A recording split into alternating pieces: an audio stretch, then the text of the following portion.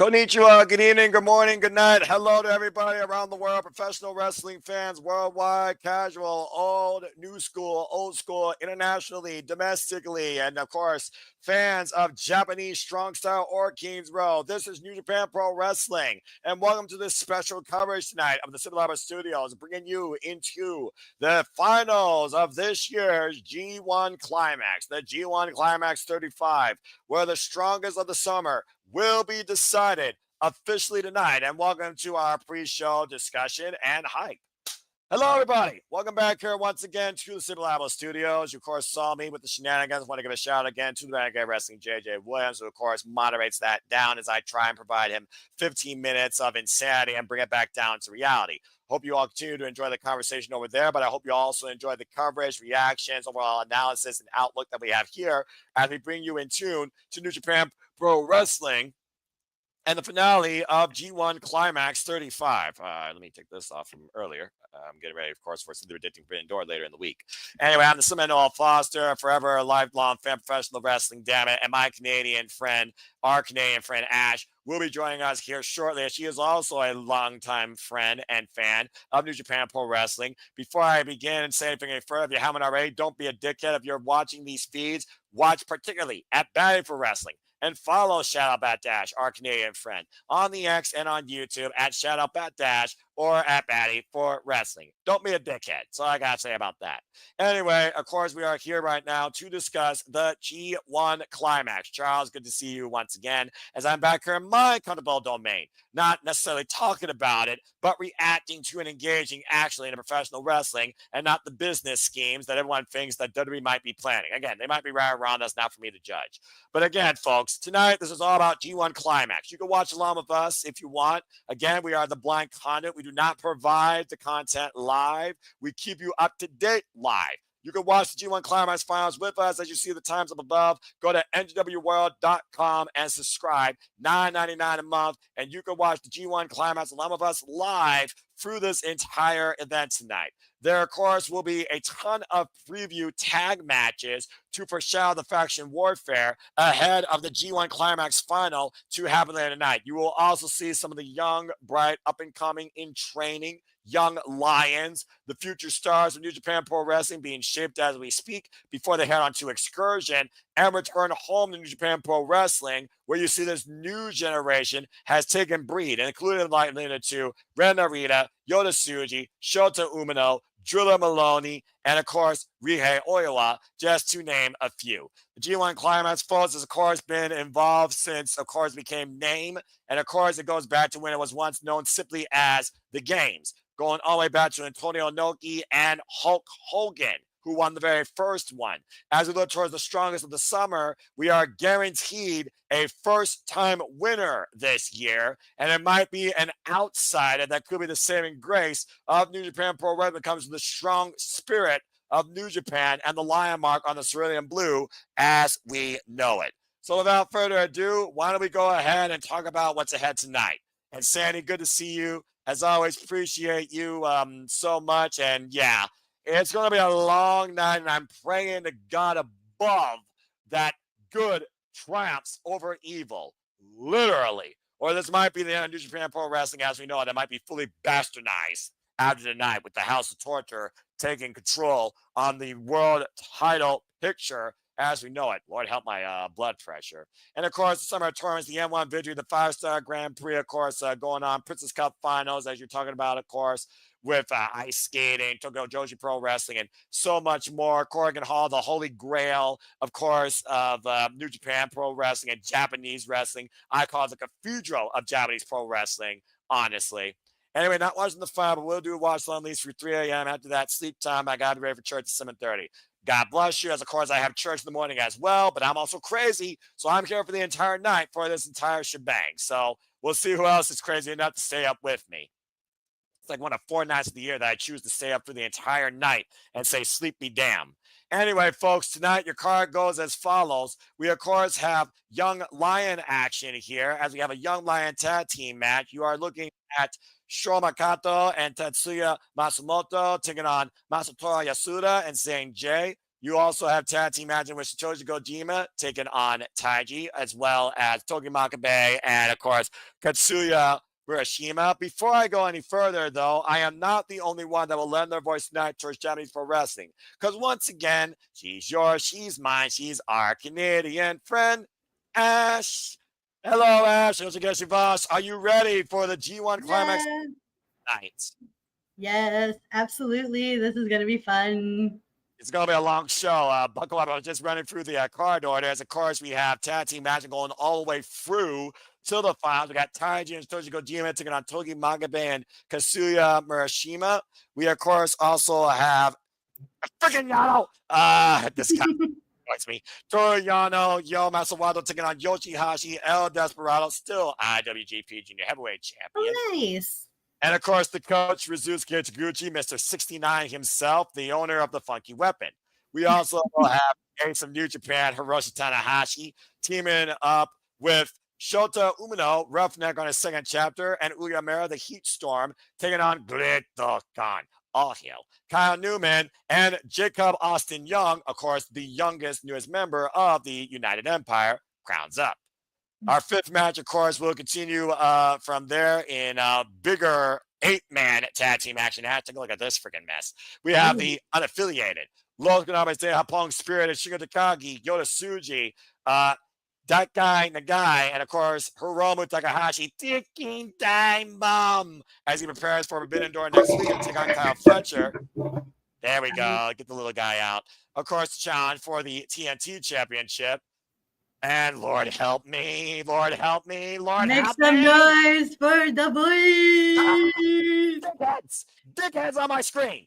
As we have we have a TMDK, Zack Sabre Jr., Rihei Oiwa, Kosei Fuja, and Hartley Jackson taking on the House of Torture, Reno Rita, Yujiro Takahashi, Shon, and Doki. And of course, it all culminates in our main event to crown the strongest of the summer. It's Konosuke Takeshita versus Evil for this year's G1 Climax Finals. Lord help my blood pressure. Well, Ash, we finally made it to the end here tonight. A lot of stuff is bound to go down, and we'll find out soon enough who will challenge the frontman, Zack Sabre Jr., for the IWGP World Championship, as I imagine a date and time of their choosing, since Zack broke tradition and challenged for Rigo Goku Sumo Hall at King of Pro Wrestling. So what do you think about everything that's ahead tonight? Oof. I've been on Twitter a lot, and oh my God, does this main event have the New Japan fans so divisive? Because based on what I've seen, here's the pros and cons of each situation. So the pro of Evil winning is that Evil is so I'll put it in this perspective. A lot of the New Japan fans, especially on the internet, see Takeshita as an outsider. Hi. Someone who just comes in whenever he pleases, because he's not there for like a lot. Although I will say this, his never open weight title run was very solid. Although it's the never open weight, you can have the excuse of not having to be there on the tours to find contendership, because most of the way the feud's built is I challenge you for the title, you accept title, let's have match. Pretty much. Whereas the other belts, in order to become get contenders, you have to partake in the multi-man matches. So the pro of Evil winning is that you have someone who's been there the whole time. You don't have an outsider. You have homegrown talent. Only downside is that you get an unfavorable match, because especially for the Tokyo Dome or wherever Evil decides to cash in his opportunity.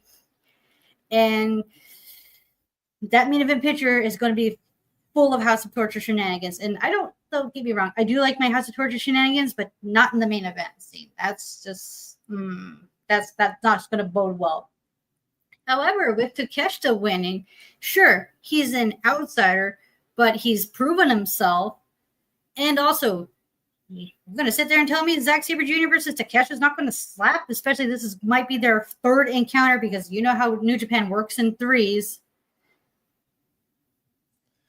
It's a very fair analysis when you look at, we have the outsider of New Japan Pro Wrestling versus the biggest outsider within New Japan Pro Wrestling that's trying to bastardize what the strong spirit, the fighting spirit of New Japan Pro Wrestling has been founded on since Antonio Inoki, since 1972. The fact of the matter is, though, how we got here, just to bring things in perspective, folks, it was a round-robin tournament, and the top 3 of each block made it to the playoffs. There you see the scores, of course, as the Gene Blast Yota Tsuji, the Savage King David Finlay, and Evil made it out of tiebreakers and overall highest scores to make it to the playoffs. With Evil getting the highest score, he got a bye straight into the semifinals. While, of course, David Finlay took on the second runner-up, of course, for the B block, and Yota Tsuji, of course, also did the same thing to change things up. As the B block, of course, had the IWGP Heavyweight Champion and reigning defending G1 Climax Champion, Zack Sabre Jr., looking to go back-to-back and also complete a feat that hasn't been done since the year 2000, and also for the third time when it was first done in 1995 by Wrestling GS himself, Keiji Muto. Zack Sabre Jr., with the highest overall score this year in the G1 at 14 points, made it into the semis, while Ren Narita and Konosuke Takeshita had to fight their way to the semis. Konosuke, of course, did beat David Finlay to earn his spot, botch, Shota Umino. And Shota Umino and Yota Tsuji fought it out, where, of course, Yota Tsuji, was able to overcome the Roughneck. This, of course, led to Yota Tsuji versus Evo, where he may have got a concussion. It was not very good this morning with that one bump, according to what I read and saw. And, of course, I had to watch it because, of course, semis is like, please, Yota. I was holding out for Yota versus Konosuke, or a little repeat of last year's finals. Let's forget. Yeah. Yota Tsuji was the finals against Zack Sabre Jr., but here's where we are. And to your point about Konosuke Takeshita, that was Konosuke's second time taking on Zack Sabre Jr. He beat him during round-robin action, and somehow it got repeated in the semis, and it took everything Konosuke had, who's probably coming in here with a bad knee, if we're being perfectly honest, and a messed up right arm. It took power drive knee, a brain buster, and the Raging Fire in sequence to finally put down the front man and eliminate the IWGP Heavyweight Champion from winning the G1 Climax and getting us to where we are tonight, where now we know it will be the Alpha versus Evil. But Evil's got 11 damn people that could be in his corner. He barely puts any effort into his matches when it comes to the competitive nature that the G1 Climax has been founded on. And yes, Konosuke Takeshita is not signed fully. He's not born on New Japan. Hell, he's not even fighting on behalf of DDT Pro or AEW. He's fighting on behalf of unifying the spirit of the sport of professional wrestling. He wants to be the all-time best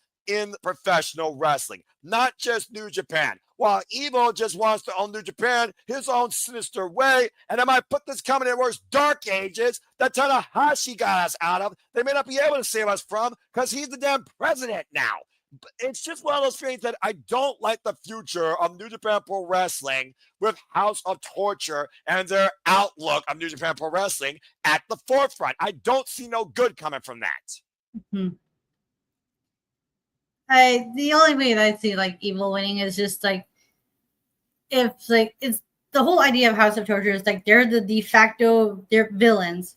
Their role is to help get the up and coming baby face over, like trying to get that person over, which is going to be an interesting dynamic, since how Zack right now, even though he's a baby face, he has these dickish heelish tendencies. So he is like playing like towing the line between tweener and whatnot. Right. So that, if Evil does win, it's going to create an interesting dynamic about how it, in a way, it kind of forces Zack to revert back to his babyface way when he first won the IWGP Heavyweight title at King of Pro Wrestling on October 14th. To your point, I mean, let's look at Zack Sabre Jr.'s run this year. It wasn't about being a chamber of the people. It was about being that dickhead that he was known to be when he first came to Japan Pro Wrestling, courtesy of Minoru Suzuki and a member of Suzuki-gun. He did it for himself to prove that he's the absolute damn best. Nobody can match what he does in this ring when it comes to his bloody techers. But Mhm. somehow the Alpha, Konosuke Takeshita, was able to finally overcome that. And this is the finals that we got. But to your point, we also do need to consider not only was the IWGP Worldwide Champion in this, the never Worldwide Champion, Bonon Oleg was involved in this. One half of the heavyweight IWGP Tag Team Champions in the Holy Emperor Taiji was also involved in this. The Television Champion, the first eliminated, by the way, across the entire G1. El Phantasmal, he was also involved in this. And of course, people who beat those very men can buy, I would think, for those titles in some capacity. So it is one of those things where I do think either way, Konosuke may be justified to challenge for the IWGP Heavyweight title, but it's a matter of do we see him face Zack Sabre Jr. for it, or God forbid, if the other result does happen tonight, will we see Evil maybe become champion, sends to a dark age, is darker than the color black itself, and the Alpha has to bring the title back to light. Even if Evil does win, it's not guaranteed that he is going to win the title. True. There have been people who cashed in and failed. Jay White, Tetsuya Naito, even Kenny Omega at first. So maybe it's not all doom and gloom if Evil does win, because if Evil does win, who's to say he's going to triumph? At the end of the day, Ash, you got to consider he has the numbers game. He's got the biggest amount of nobodies in his faction right now, his oddities that have really been at his wayside, including that dickhead, Dick Togo, who's always at the forefront. So whether it's powder, rev bump, impromptu ring bell, turnbuckle pad remove, steel chair, low blow, there's no telling what dastardly tricks, especially with Don Foley now splashing people through tables, that even will stoop to become the G1 Climax champion. My only hope is Red Shoes ejects House of Torture before the bell rings, like he did with Bullet Club in a bygone time. We were switched to White from Kota Ibushi. The integrity of the G1 Climax is more importantly on the line tonight than the very future of New Japan Pro Wrestling itself. And it's funny you mentioned Kenny Omega, first non-Japanese, first Westerner to win the G1 Climax. Zack Sabre Jr. last year, why he says, I'm a New Japan wrestler, born in UK. He was the second Westerner, if you want to call it that, to win the G1 Climax ever. He was trying to do the double take, but again, he didn't do it. To Sandy's point, though, Jay White didn't win the G1. He took the briefcase from Kota Ibushi. Right. But the only one to turn the briefcase into a successful G1 Climax turnover for the championship was Hiroshi Tanahashi, who, of course, beat Kenny Omega at Wrestle Kingdom 13. It's just one of those things right now, looking at Konosuke, working across 3 different companies trying to unify New Japan Pro Wrestling, while Evil, for what it's worth, and it ain't a lot, even in yen, he is literally 100% contractually obligated to Japan Pro Wrestling. And here I thought this man was going to leave this coming after losing to Tanahashi at Wrestle Kingdom. Now he's got a chance to win his first G1 Climax and go out to the IWGP Championship, possibly. This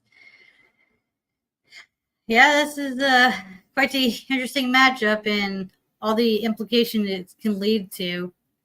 Is just, regardless of who wins, it's going to make for quite the interesting build-up going into Wrestle Kingdom. And of course, Wrestle Dynasty, that's a thing, not to mention any more crossover with AEW. And let's keep in mind, folks, if you like our coverage tonight, stay tuned when we cover the Forbidden Door 1 week from today, where we know Zack Sabre Jr. will defend the IWGP World Championship against a representative from AEW in the UK at the O2. So please stay tuned. And it looks like we're getting ready here for the G1 Climax. There you see the band Ash, BBZ, that, of course, lend the soundtrack to this year's G1 Climax as well. It looks like they might be giving us an impromptu performance. Look like a capacity crowd on hand in the Ariake Arena. As, again, we are about a little bit of 5 minutes and some change before the actual show here begins. And, again, folks, we are here with you the entire night. So if you haven't already, tell a friend, share the link, subscribe to Bad for Wrestling, and enjoy our coverage of the G1 Climax. And again, Ash, of course, this isn't the only thing we have. We got Young Lions in competition. We got tag team warfare, unaffiliated conflicts, faction battles galore. It's going to be an interesting night across New Japan Pro Wrestling, to say the least. Yeah, this is the conclusion of the G1 and the stories that happened as the tournament progressed and where they go from here on out. Yeah, exactly. Ballistic Boys apparently welcoming us into the G1 Climax final. I imagine they'll be part of the presentation at the end of the night for the G1 Climax winner as a tradition. Of course, recent G1 Climax winners, if you want to just figure about, again, folks, the track record, it's been heavily surrounded by Tetsuya Naito, Kota Ibushi, and Kazuchika Okada. Only suddenly finally changed to the likes of Zack Sabre Jr. And either way, Ash, we are guaranteed this year, once again, another first-time winner. Absolutely. It's just like, it's funny, the dynamic of what the Western audience wants versus what the Eastern audience wants. Because I've seen also implications of how the New Japan, the Japan locals, they rather have Evil win than Takeshita. So it's over. It's very divisive over in Japan too, because some are pro House of Torture Evil winning, and some are pro Takeshita winning as well. Well, to your point, though, it comes back to that company pride. And let's be honest here, Ash. The Japanese wrestling scene is very divided and very loyal to their home turf, to their home fan base, and vice versa. So whether it's Pro Wrestling Noah versus NJPW, whether it's All Japan Pro Wrestling versus insert company here, and while we've had them come all together at times, face of Roshi Tanahashi in this new United Asian Pro Wrestling Summit, it is one of those things right now where you look at Konosuke Takeshita, he was not made in New Japan. He was made out of DDT and comes here representing heavily AEW. So I can understand the polarization, but it comes down to, what are you more driven by? What do you support more? The art form and the strong spirit of professional wrestling itself, or looking at those that you followed even through the worst times for New Japan Pro Wrestling? And I almost wonder, is Konosuke the one guy that could make Evil actually try tonight to win the G1 Climax and maybe prove something to everybody, maybe including himself? I almost wonder if Evil is so insecure through these petty tricks because he never was able to be at the top. And when he was at the top, he was the champion of nobody, in front of no one. The world was as dark as him leaving Los Angeles Japón for Bullet Club and what became House of Torture. Is Evil going to finally maybe prove something to himself? Like, is this truly all Evil is, not just for namesake, but as a competitor? Is this what Evil's been reduced to at this point? I mean, it does come across that way because Evil can deliver. I've seen Evil go. It's just maybe Evil's so complacent, and that's why he heavily relies on the shenanigans to help him get through the matches. Because he knows he has that numbers advantage, and he's going to take full advantage of it. Use it to as best as he can and write it out as long as he can. Because it's just like, why bother trying when I can do all these, like, work smarter, not harder in his weird mind. Well, that corrupted mindset might lead him to become the strongest of the summer, as the Ballistic Boys are literally doing a live performance right now, if you're on the New Japan feed like I am, for the actual theme song of this year's G1 Climax. So, all right, pretty cool performance. Bravo. Even though I didn't understand a single word. Again, I don't know Japanese, folks, but I encourage you to listen to the English or the Japanese commentary when it comes to New Japan Pro Wrestling. Oh, look, the countdown's here. That final countdown, 18 seconds till the G1 Climax final officially is underway. Again, capacity crowd in the Ariake Arena. Of course, they're counting down in Japanese. I don't know how to count in Japanese either. Neither do I. English is my one and only language. Agree. And even then, I screw up that. Right. Shout out to Ballistic Boys from Exile Tribe /Crash for, of course, giving us the song to this year's G1 Climax. As we just heard the song once again, I will say this when it comes to G1 Climax, there's always something consistent when it comes to banger-ass themes, and I still don't have a playlist of them. Nice. I still have yet to watch the tournament. I still have yet to watch the tournament matches. I want to give a shout out to my good friends Stampede and Advocate for making a whole list that I will get around to watching after this, after the G1. When will I get to it? I don't know, but I will be watching it. To be continued, right? To be continued. Yes. Well, again, Ash, I mean, again, A block was Hiroshi Tanahashi, Taiji, Uyamura, Bon Oleg, Yota Tsuji, Rihei Oiwa, Kyle Newman, David Finlay, Sonata, but Evo prevailed in the end. Of course, Bon Oleg, never openweight champion. B block was Shota Umino, El Phantasmo, Yoshihashi, Shingo Takagi, Zack Sabre Jr., Gleto Khan, Gabe Kidd, Drew Maloney, Ren Narita, and Konosuke Takeshita. Konosuke Takeshita proved to be the strongest in his block. But I got to give credit's due when it comes to a couple of people. Drew Maloney had one hell, I thought, of a first G1 Climax in his career, really showing what potential he has since becoming now fully a heavyweight in New Japan Pro Wrestling.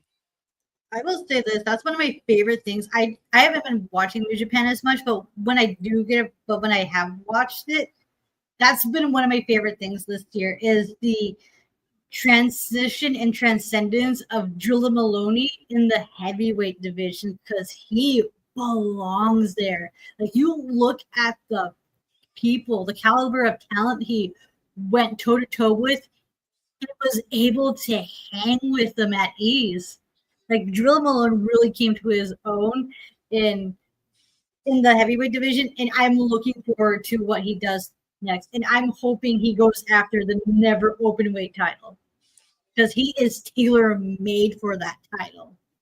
But to your point, he previously challenged Tomoshi for the strong weight championship earlier this year and lost though. But I definitely agree that Drew Maloney has all the tools to demonstrate the never spirit against Boz, Bolton, Ole. Of course, both were in different blocks though this year in the G1. So whether or not that maybe might be the next path for him, we'll have to wait and see. As again, we are here in Ariake Arena as we saw the semifinals last night.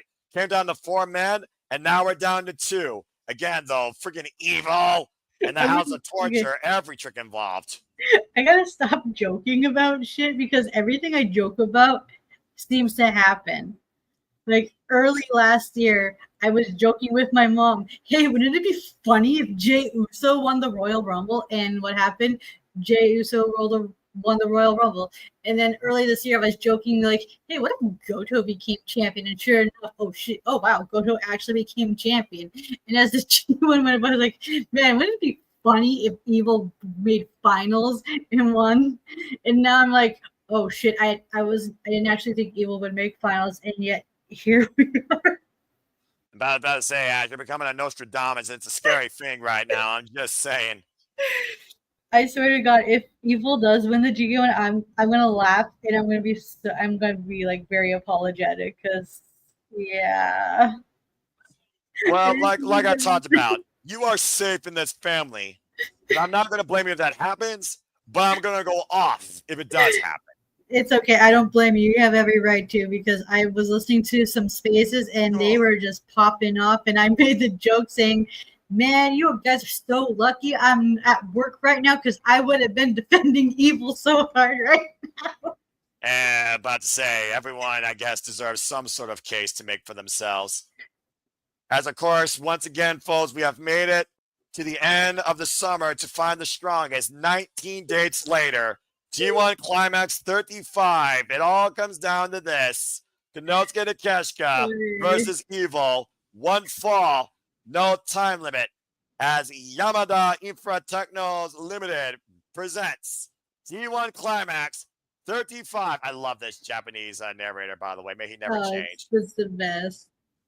Hello, wrestling fans. We are officially live across the world and the internet here for the G1 Climax 35. And again, welcome to our coverage at Sumaba Studios. Noah Foster, Ash, as we are the representatives here that are heavily founded upon Japanese strong style and New Japan Pro Wrestling. So again, thank you all for tuning in. Please subscribe, comment, tell a friend. If you want to dictate the conversation, super chat, appear by the press, simple as that. And if you haven't already, don't be a dickhead. Subscribe today to Band for Wrestling. Shout out to Ash on the X. Ash, good to see you, my friend. Are you ready to go? Are you buckled in for this entire evening? Oh my god. This is gonna be quite the show. And again, we're starting off with looking at, of course, the future of New Japan at its youth. The Young Lions here in a tag team showcase. Shomakato and Tatsuya Kasumoto taking on Masatoru Yasuda and Zane J. Of course, Zane J is formerly the Open Strong Survivor for NJPW Academy, but he left that title to go to Japan to train in the dojo.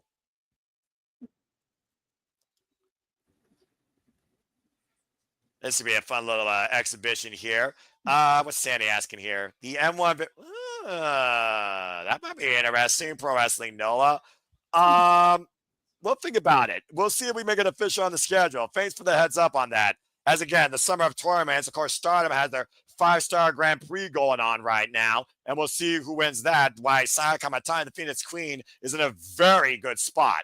Look at this face off here. If there's one thing we can say about the Young Lions, Ash, they truly always want to fight each other, even after the bell rings. The embodiment of fighting spirit and trying to make a name for yourself with the limitations that are placed upon you. Make the best out of what you're given.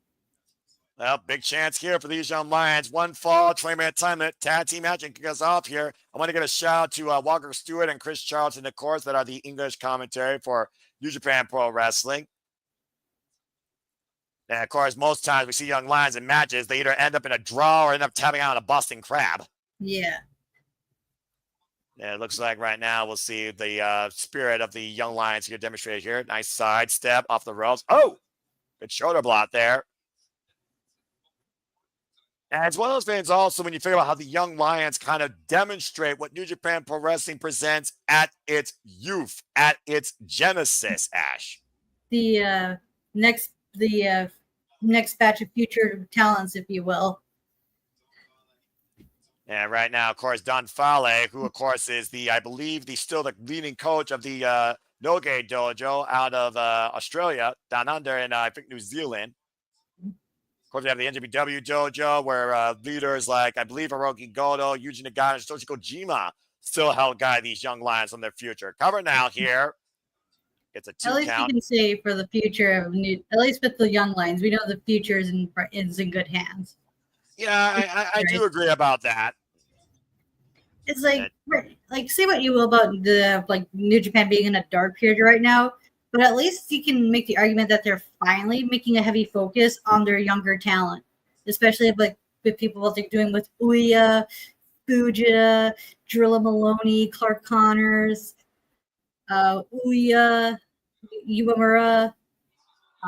There's a bunch of other names, Tsuji, Shota Umino, and other names that I can't quite think of at the moment. Their names are escaping me. Too many names to figure out right now, right?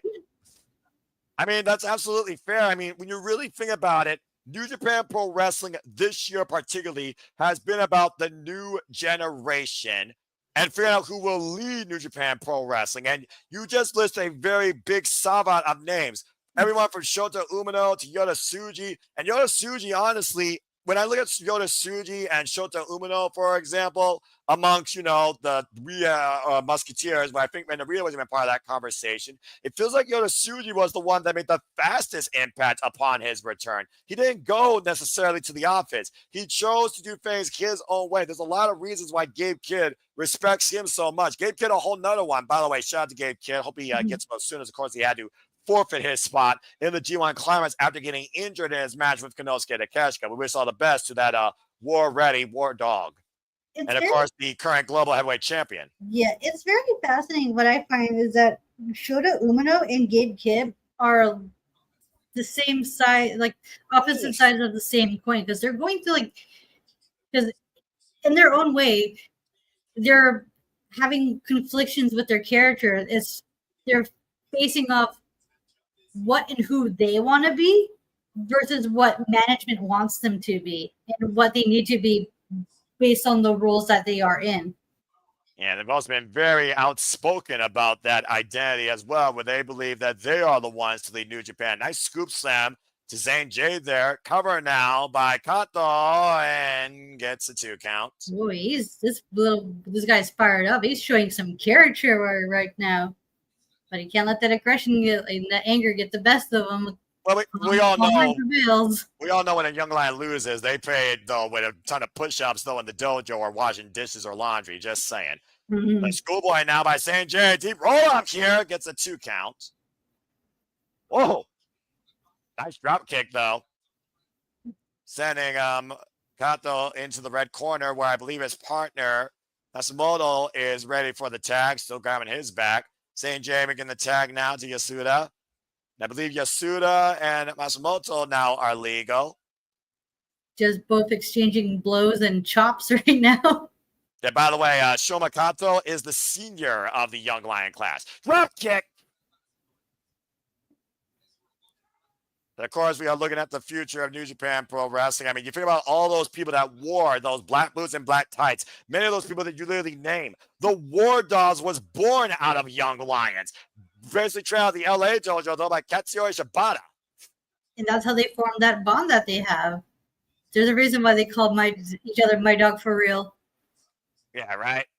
My Dogs for Real. And again, Sandy with the enunciation. She's always so proficient in that. I always appreciate her for that. Appreciate you, Sandy, as always. Oh, nice. Thank you. So it's Yuya and Tsuji. Gotcha. Yeah. Yep. Have I been saying Tsuji wrong this whole time? Unless it's well, I think it really comes down to how you enunciate. You know, ZLL versus TSU is very sound similar. And speaking of the dojo, there's a fundamental right there. Full Boston Crab applied as Yasuda made it to the ropes. Yasuda right now is in the ring here with Matsumoto. Don't worry, folks. I'll give you the best I can as far as who's in the ring and the names as well. Again, we're both English here, all right? Mm-hmm. Well, she's Canadian, but I'm American. You be the judge what, is fits. I mean, ELP, he's Canadian. He's the Edmonton World Championship champion. Nice suplex. You see that heavy bandaged knee, though, right there. Oh, he's getting that leverage for that Boston Crab. It doesn't get more fundamental than that move, I'll tell you right now. But again, he really needs to sit deep into it to apply as much pressure as possible. I do like the way his body's positioned, though, in between the ropes, where his opponent now has to turn and crawl his way towards the farther side of the ring. Again, I'm not sure if that bat's going to hold up here. And, of course, New Japan also gives us time cues, so we'll keep you guys posted on the time cues as well.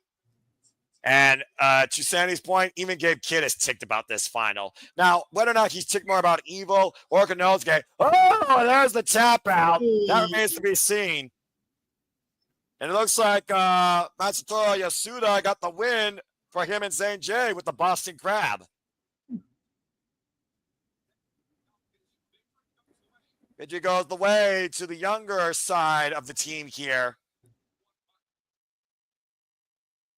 As they keep forging towards the G1 final, Zane J and Masatoru Yasuda with the win. Like you said, the future is so promising with all these young lions, whether they're from the Noge Dojo, the LA Dojo, the New Japan Dojo, from Japan, from somewhere else in the world. It's never-ending melting pot here, potential for what could be the next generation of New Japan Pro Wrestling. Man, I can't wait for these to go, for all the young lions to go on excursion and then find themselves and then return with who they as like redefined characters or refined characters. Right? These young lions, though, still have a lot of work to do when it comes to toning that body and disciplining that neck, clearly, but still a nice little opening showcase here.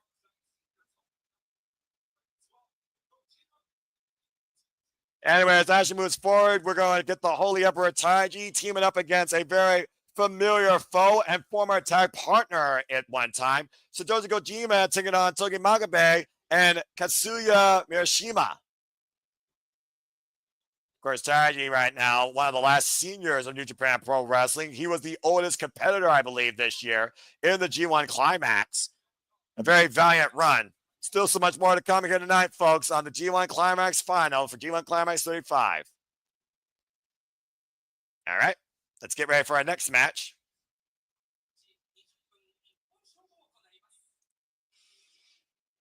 The Unchained Gorilla, and of course, music has been able to do the music rights. Former leader and member of Great Bash Heels, former Never Openweight champion. To your point, Ash. I remember his wars with Tomohiro Ishii. Of course, also was part of Hiroshi Tanahashi's final road of kinship earlier this year. Katsuya Murashima. And again, figure always, Sandy, you are as good as a ring announcer, if not better, than, of course, Abe-san. I think Togi Makabe was previously also a G1 Climax finalist. I don't know if he was a winner, though. That's the only thing I couldn't think right now. Yeah, I think he may have won. I could be wrong on that front, but I know he made finals. Yeah, I know they made finals, but again, you think about 35 G1 Climaxes, and honestly, the last decade defined by almost only 3 men. It's crazy. Right. And meanwhile, here comes the Holy Emperor and former Neverweight champion, Taiji, and a reunion of the Kojima-gun way back in the day, in the early 2010s. Tsuji Kojima leading the way, former MLW heavyweight champion, as Taiji sings to the masses. That wireless technology is something else, right, Ash? Exactly, yeah. Very different opportunity here, as Taiji, of course, one half of the IWGP heavyweight tag team champ. Wait a minute. Wait, is that Taka Michinoku? So what? Where? I think that's Taka following Taiji from behind. Oh, it is. Just tap out. Of course, the leader of JTO.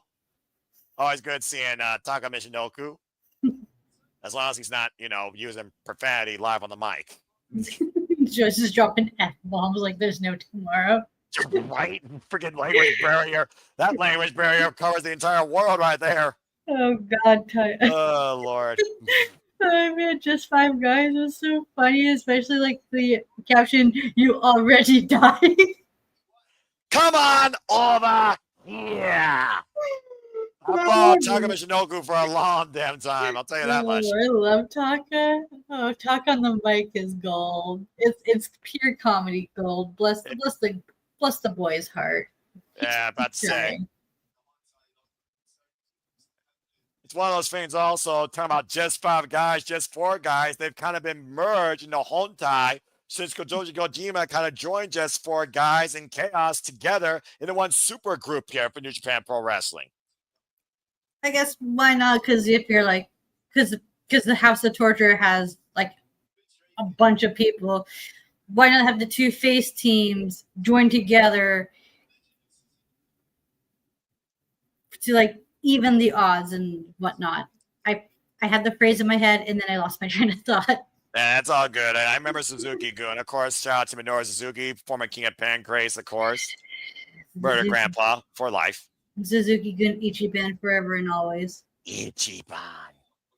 Yeah, it looks like Katsuya Murashima wants to kick things off here. Katsuya Murashima. I'm going to get that to the best of my ability, Sandy. But again, bell rings are underway here. This match, of course, 1 fall, 20-minute time limit. And the young lion testing himself against the senior here, Taiji. It's amazing how much Taiji has really come forward, though, when it comes to how proficient of a wrestler he really is in that ring and how much he's shown it and how much he really is trying to push himself to show how much he still has to offer. Oof. Not just that, but how he's got himself over with the crowd. It's gone from Taichi go home to go Taichi go. Yeah, not just talking about Sapporo either. Of course, Sapporo, the home province, of course, of Taiji. Nice shoulder block there, though, by Katsuya. Can you imagine that Murashima and Togi Makabe actually get the pinfall win on Taiji and challenge for the heavyweight tag team championships? I wouldn't be opposed to that because I didn't follow the G1 Climax as close as I should. Who has all gotten victories over Taichi? I believe.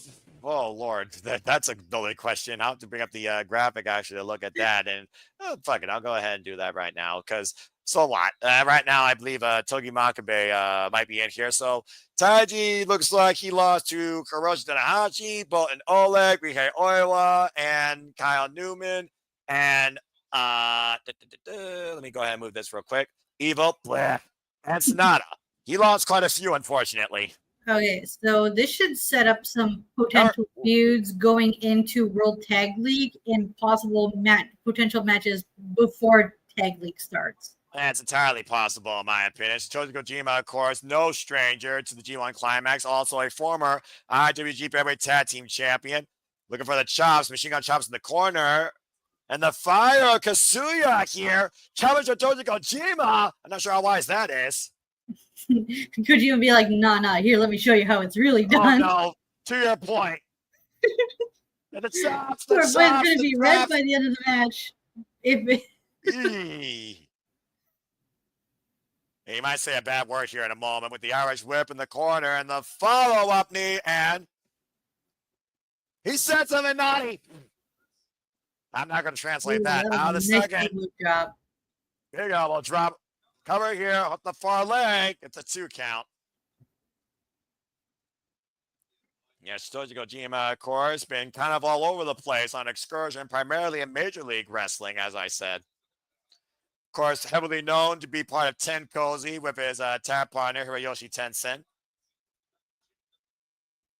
And it looks like we might get, this is a familiar feud. Wow, go back to the past, if you will. Yeah, Togi Makabe and Satoshi Kojima. Not the first time I've seen these two on opposite sides of each other. Both men G1 Climax winners. I believe Satoshi Kojima won back in 2010. I think, to Sandy, your point, I think Togi Makabe was a G1 Climax winner back in 2009. Ooh. Those rising knee strikes there by Kojima, and Makabe just knocking out a clothesline. Cover here by the Unchained Gorilla. Gets a 2 count. Kojima right now, again, has been going pretty close, I think, to 35 years at this point. Oh! Of course, we've also seen Satoshi Kojima main event the Tokyo Dome against the likes of Hiroshi Tanahashi, just to put things in perspective. We've also seen Kojima in TNA and AEW. Irish whip, and Togi Makabe breaks through the banner and double clothesline, wiping out Kojima-gun. It's been a while since I've said that, actually, Kojima-gun. It kind of feels good saying that. It feels good saying goon. If you didn't know, Suzuki-gun was one of my favorite factions in New Japan Pro Wrestling. Mine too. It's so funny. My friends would be like, I for sure thought Bullet Club was your favorite faction. It's like, no, it's Suzuki-gun. And they're like, yeah, I wonder why Ash. I'm like, shut up. That's not the reason. Hey, look, Shannon Benjamin, Minoru Suzuki, Lance Archer, Zack Sabre Jr., Ia Scott, Taiji, Taka Michinoku, and freaking Davey Boy Smith Jr., they ran a rough shot in New Japan Pro Wrestling, and I loved it.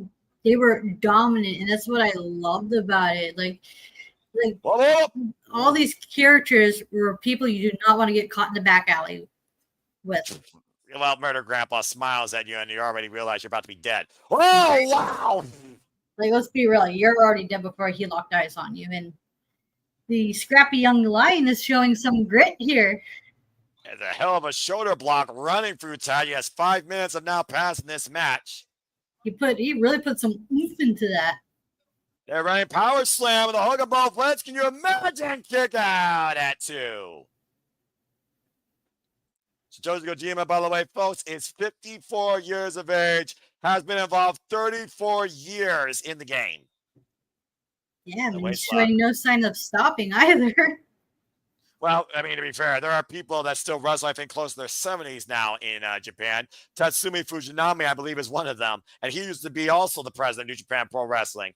Oh, Kamiguri takes him down to his knees. Yeah, like, say what you will about Taichi, but my God, those kicks are vicious. Yeah, if it's not the sumo background that hurts you, it's the kicking right now. Look at this deep single leg crab as Makabe coming in to try and break it up. And Kojima now coming in, though, for the interception. Yeah, oh, wait a minute. What is this? Wait. No way. Oh my goodness. The massive boot gets in the midsection. Ace Crusher taking down there. Kojima Goon right now working very well together, taking control of this match. And now it's on Tsuji to finish the job. Oh, look at that dangerous backdrop. Inside cradle.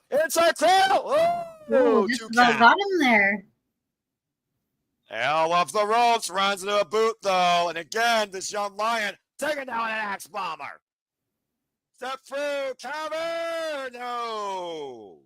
And he was able, and the young lion was able to make the kick up.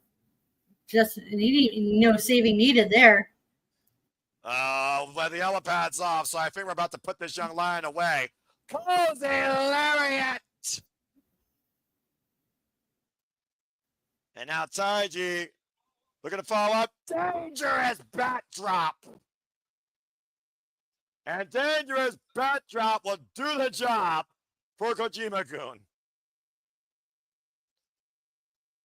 Oh, what do you know? Tsuji and Kojima actually worked well together tonight. They coexisted. See there, they made for a very good team. Do you think that Tsuji might have found an impromptu tag team part in the meantime while Tomoshi is on excursion and it feels like AEW? Possibly. I mean, if they when they do come back, they could probably make for a good trios team for like the Never Six-Man title. To your point, the Never Weight Six-Man Tag Team Championships are still held right now in Hontai by Master Wato, Toriano, and Yo. So not too far of the realm of possibility to have some internal faction competition here. And essentially the hand here by Kojima, though. Appreciate you, Charles. Appreciate you, Safet. Appreciate everybody watching along. And Taka Michinoku mediating a handshake? I mean, hey, they did work well tonight together, for all it's worth. Taka of all people. There it is. The ultimate sign of respect. I mean, there you go. Just a couple of guys, Ash. Just a couple of guys. Just two guys. Just three guys. All the guys. Oh, bloody hell. All the guys. Don't give Taka Michinoku any more marketing ideas. You know they were making a marketing play. Wait a minute. Wait a second. Oh. Oh, no. Uh-oh. The dogs are... Well, he's not involved in the finals. He was looking to give us the greatest comeback in G1 Climax history. Might be looking for a different comeback after that setback. David Finley's in the building, and we all know the history with David Finley and Tsuji particularly. Oh, especially for that global titles. Oh my god, that power struggle when Sonata like pulled out Taichi. I'm like, oh, no, you bastard! The ultimate material, how could you? What the hell is this about? Is there another one coming? Wait. Who's he calling out here? Oh. I recognize that music. What the? Huh? KOR? This is why we don't ever blink. Knockout Brothers? What the hell?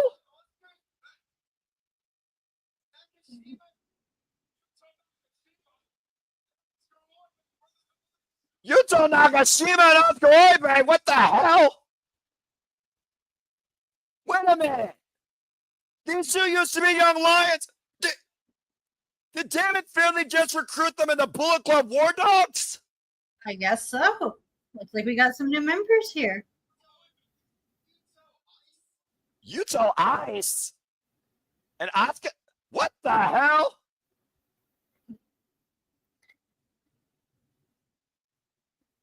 Oh, what? Looks like they're trying to go after those IWGP heavyweight tag titles. But to your point, they just wiped out Taka Michinoku and Tsuji Kojima, and Tsuji is staying in the ring by himself. I don't know how wise it is to be in the ring even with two brand new war dogs for what it's worth. Mm-hmm. Not just any dog, war hungry dogs. War ready hungry dogs, I should say. Oh man, what a right! Oh, Taka. Oh, bless her soul, Taka. Yeah, well, that didn't work out well now, did it? No, it never does for poor Taka, but Uh-oh. at least he's trying. Well, he's not going to try to do that. What a No. power bomb. Well, it looks like we found another team to possibly join World Tag League. Yeah, freaking Oiwa and freaking. Oh, no. Come on. This is too much. Oh, God. PK jumping tombstone combo. Wow, we already seen 2 tag combos from these two. They're going to be a force to be reckoned with, especially in the tournament. That's a good point, Ash. I didn't think about that. The World Tag League is also going to be coming up later this year. I think they finally found his representatives. History already being made here tonight, the G1 Climax final. We got 2 new War Dogs in the building.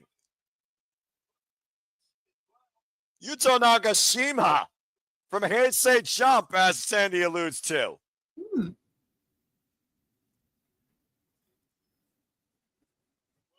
Well, David Finlay apparently adding more to his War Dogs army. Asuka Loibe and Yuto Nakashima? Or Yuto Nakajima, excuse me.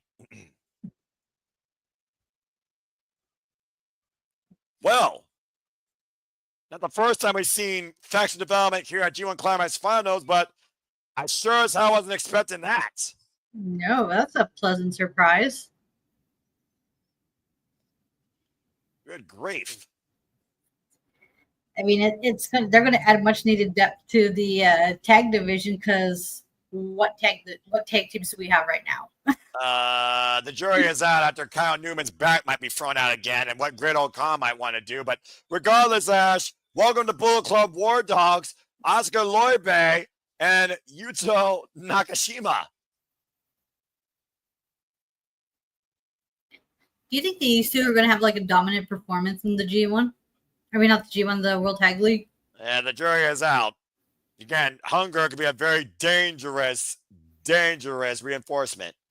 All right, well, moving on from there, we're going to go into some trios actions now. And you were just talking about the 6-man heavyweight championships. Here come the champs themselves with the IWGP Junior Heavyweight Championship waiting on the other side.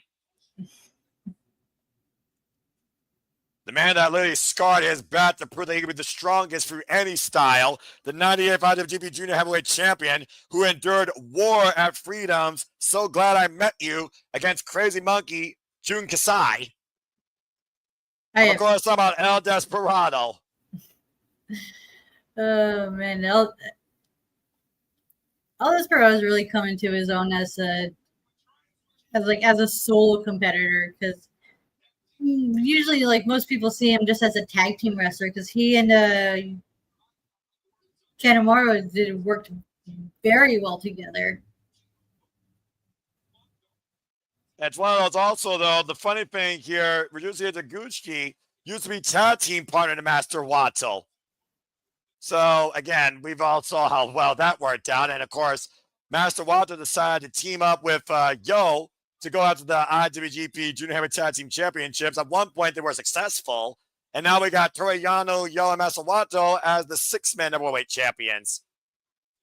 Speaking of tag team champions, Bishamon, Yoshihashi, and Hiroki Goto have owned the World Tag League now for 3 years. Right? They were a very dominant tag team, almost to the point where it made you wonder who was going to top them. Well, I mean, at this point, I don't think it's about tag gold. I think it's about the 6-man gold because you think about right now what Ryusuke Taguchi has here. He has El Desperado and Yoshi-Hashi in his corner. And, of course, Yoshihashi right now, he's on his own while Hiroki Goto is out injured. Yeah, speedy recovery to Goto. It makes you wonder, like, how this G1 would turn out hadn't Goto gotten injured.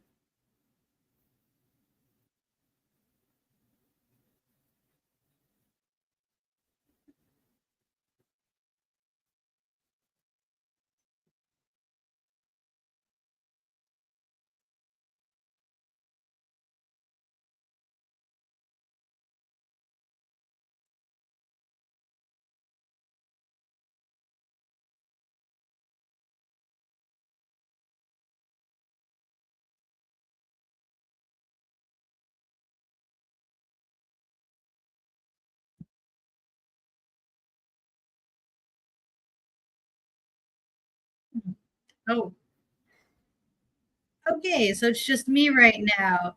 Oh, this is gonna be fun.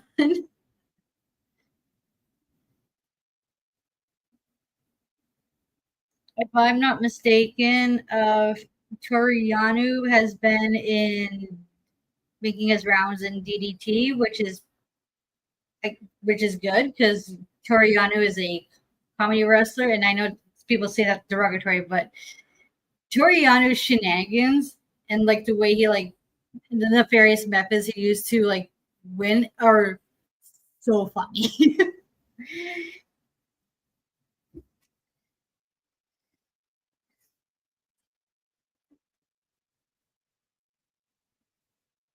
he had quite the interesting characters here, especially with Taguchi and his funky weapon, as he calls it, if you will.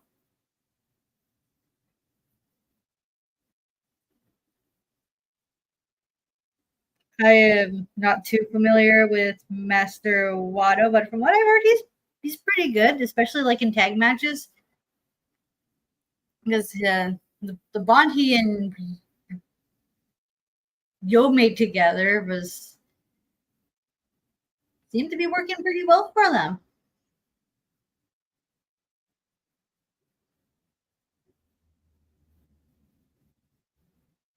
Oh, Toryu. Okay, thanks, Sandy. Thanks for the pronunciations. Thank you so much.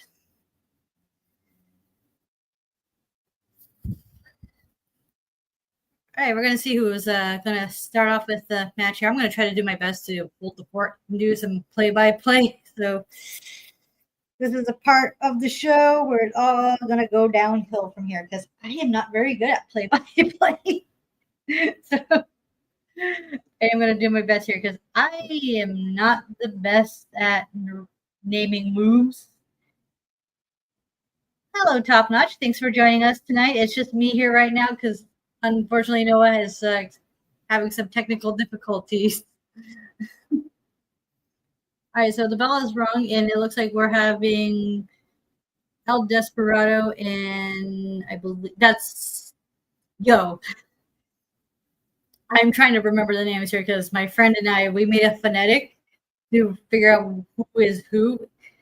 Because Show is the one in House of Torture, and Yo is in Chaos or Hontai because Yo teamed with because Yo and Yoshi teamed with Goto.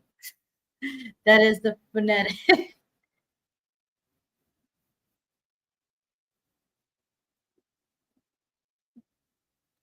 I know this being.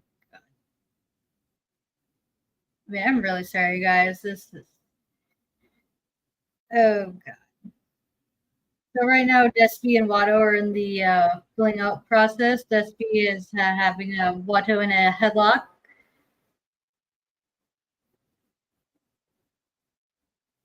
Looks like he's about to go to Taylor. Watto with the drop hold misses the drop kick, and oh wow, Desperado was trying to get into that submission, but Watto got out of that.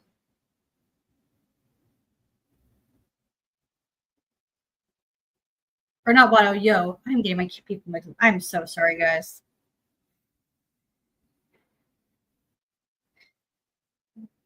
Oh, Toriano made the tag, and it's Toriano. Yeah, Yano and okay. Yuno's already going after the turnbuckle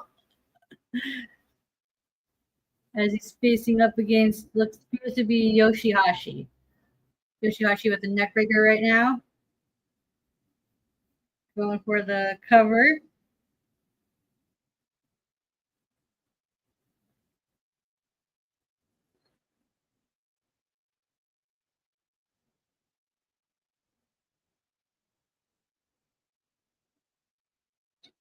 And right now, Yano is just has successfully unbuckled the turnbuckle. Ooh, that's going to do damage to the lower section of Yoshihashi. Yano makes the tag to.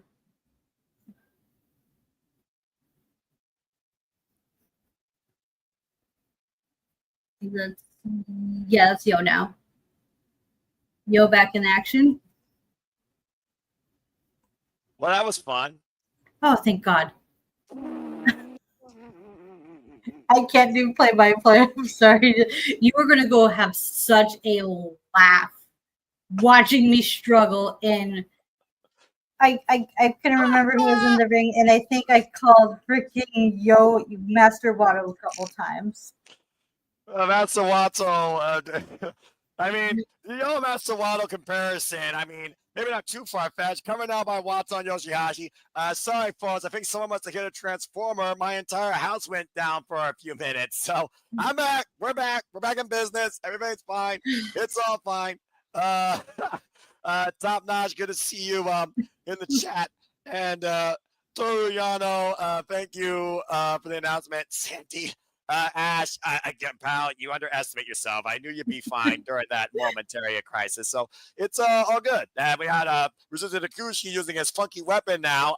You heard me right, folks. Against Master Wato, his former tag team partner, Average Whip. I mean, to be fair, Rizuzu Takushi has had a number of tag team partners. Let's forget the mega coaches with Rocky Romero. Yeah, Ash, are you okay? Yeah, I just forgot how he uses his butt as a weapon. It's the funky weapon. And yes, as I referred to earlier. Let's not talk about people mentally scarred during the Best Super Juniors when he enforced his funky weapon upon them. Let's just leave it like that. Man, that was astronomical, wasn't it? It was a sight to behold that will make you bleach your eyes. I mean, but what do I know? Yeah, I can tell that's something you didn't want to get behind either, huh?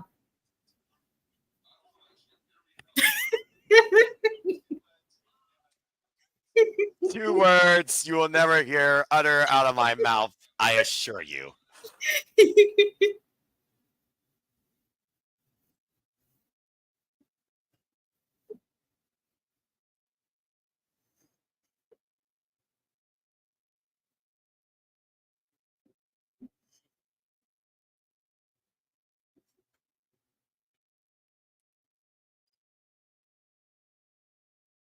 Yeah, I didn't realize I got my person mixed up until after the call was made, and I kind of embarrassed myself a bit. Oh, it's just me here, and again, oh boy.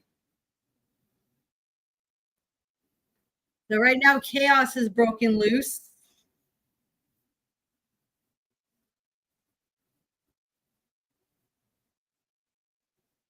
As order is trying to get restored.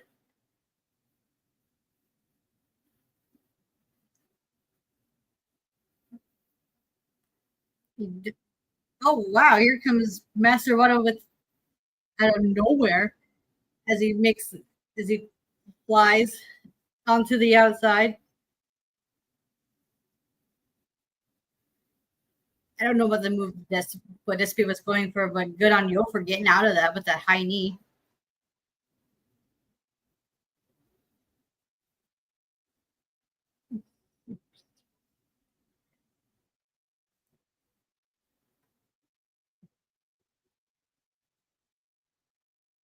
Ooh, Despy's fighting it off.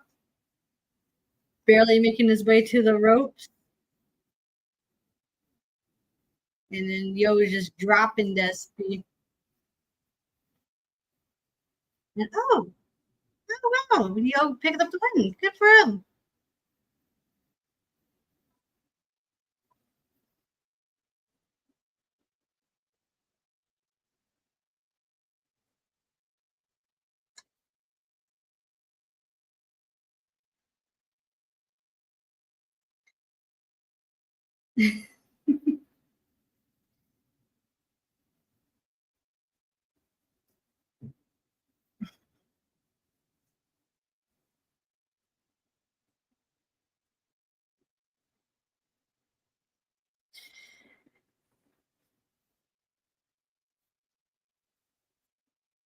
I'm trying to think about teams right now. Like who can go for the 6-man titles other than House of Torture? Because as much as I like House of Torture, I had enough of them in the 6-man because we don't need them no more.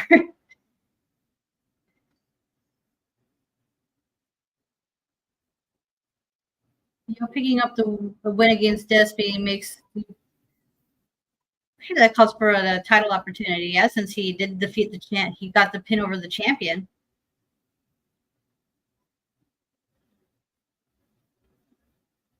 Because what other contenders like does Despy have right now? Because I haven't been keeping up with New Japan, so I'm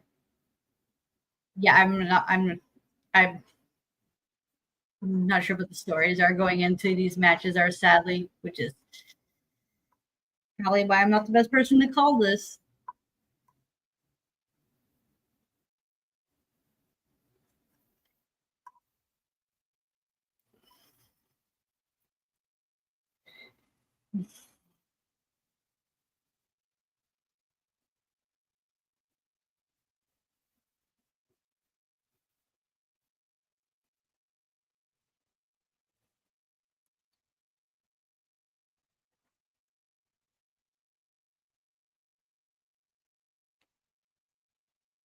I will say this: Yo does really good.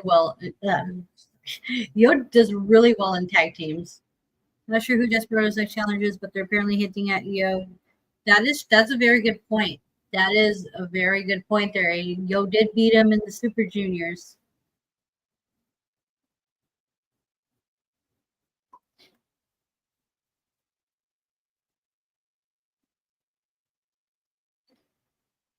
Because I think the opponents Despy had was the death match he had with June, and then hope I'm saying his name right, Fujita. And there, I have not sure where Despy went. Like what opponents that they have racked up from. So if Yo is next in line, that should be for a pretty solid matchup.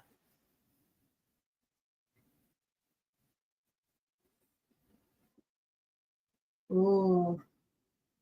So we got Sonata and his team. Okay. I forgot who was in this team. Let's find out together, shall we?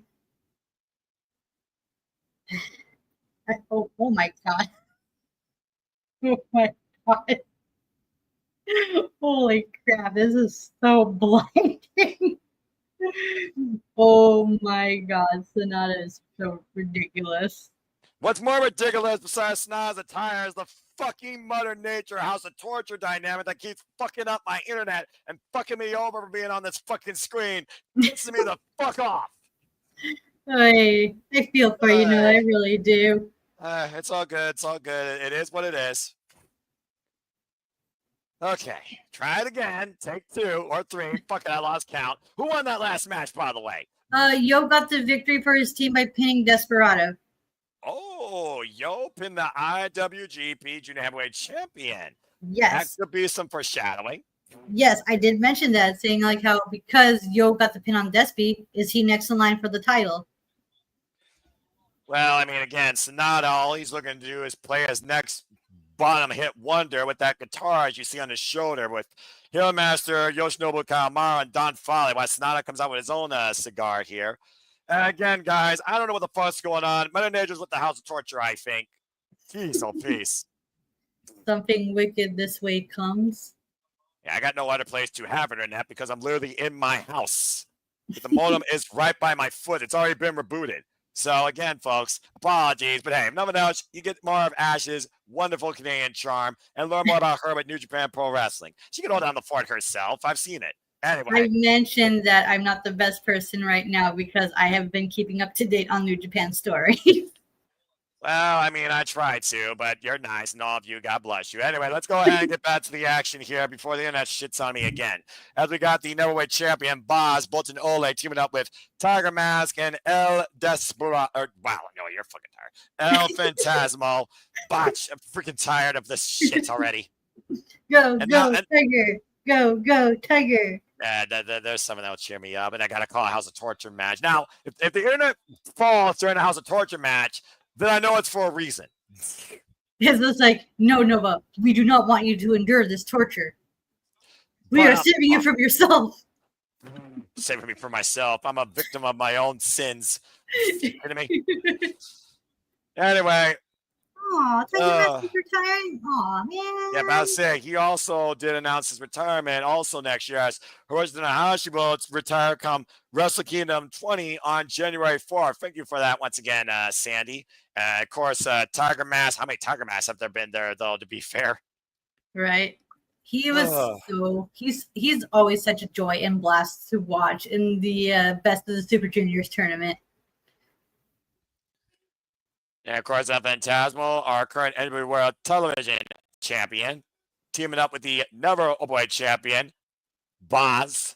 And here comes the shenanigans already. Well, I wouldn't expect anything less. Foreshadowing to what's yet to come in the finals. I can only hope that this match leads to somehow these three men being neutralized, so they aren't involved in the finals. If they handcuff them outside the building, do so. Anyway, bell rings are underway for this six-man tag. Sunset Flips, Sonata and El Phantasmo in the ring. Sonata looks to trap a Phantasmo in the Paradise Lot. Not going to let that happen. Milano Collection AT is not going to approve.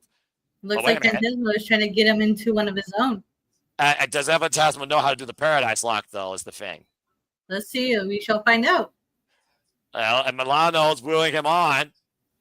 Oh, is Milano actually coaching him? Well done. He got it.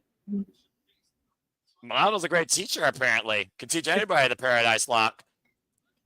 Oh, and the key to unlock it. Yeah, Nani. Yeah, thank you, Sandy, for that. Appreciate it. Again, folks, you need anything announced in Japanese, Sandy's your go-to. She's the Chris Charlton, for sure. I bet chop right now. And of course, Sonata, former IWGP World Heavyweight Champion, who joined the to go with the distraction. That freaking dickhead. And now Yoshinobu sending a Phantasmal torso first into the barricade. DICKTOGO. Keep your eyes on Dick to go. I never thought I would hear the name Dick Togo and New Japan in the same sentence again. Oh, good Lord. The water bottle over Sonata for El Phantasmo. I agree with that fan. Boo this man. Boo this man out of the building. And I believe El Phantasmo is still legal, by the way. Cold-blooded snake Sonata, as he's known as, playing a different tune every night during the G1, it seemed. It's one of those things, though, I don't understand Sonata still fully, Ash. I mean, like, his theme doesn't scream House of Torture. He tells us how humans are particular human beings. Has he looked in the mirror lately? Is Sonata trying to still be Keiji Muto? Is he trying not to be evil? Is he trying to literally be himself? Like, what is Sonata, honestly? That is a very good question to which I sadly do not have the answer for. I think no one has the answer, not even Da Vinci's Code. Yoshinobu Kawamaro now of El Phantasmo, the heel master. And again, the heel master, one of the best to do it in junior heavyweight wrestling here in New Japan Pro Wrestling and Pro Wrestling NOLA. You almost think that this name would actually be point on quo for this man in this group, though. At the end of the day, all he wants to do is just get paid and drink more whiskey or Satori Special, excuse me. El Phantasmo gets his foot on the ropes, and look at this, Kawamaro unable to break, ironically. What I'm thinking about, like, why Sonata is in the House of Torture is because I think what's the role Sonata is in, that was the intended role for for Jake Lee, because if Jake Lee hadn't gotten injured, I think the story is what was going to happen, like, with him. That's what they put in Sonata. Well, I mean, again, it's one of those things where, to your point, Jake Lee, formerly a good-looking guy, former GSA World Champion, became the smart bastard of the War Dogs, and of course, he's also been out injured. Hey, right now, Phantasmo looking for the tag, 2 bars. Oh, plus the freaking. The numbers advantage got to him. Yeah, the awareness of Kawamaro. Give the devil his due, apparently. Just Phantasmo trying to fight him off, make the tag to Tiger Mask, I think it is. A fake out there, catches Sonata off guard, looking for the tag. Sonata picking the ankle, though. Just about made it to Oleg.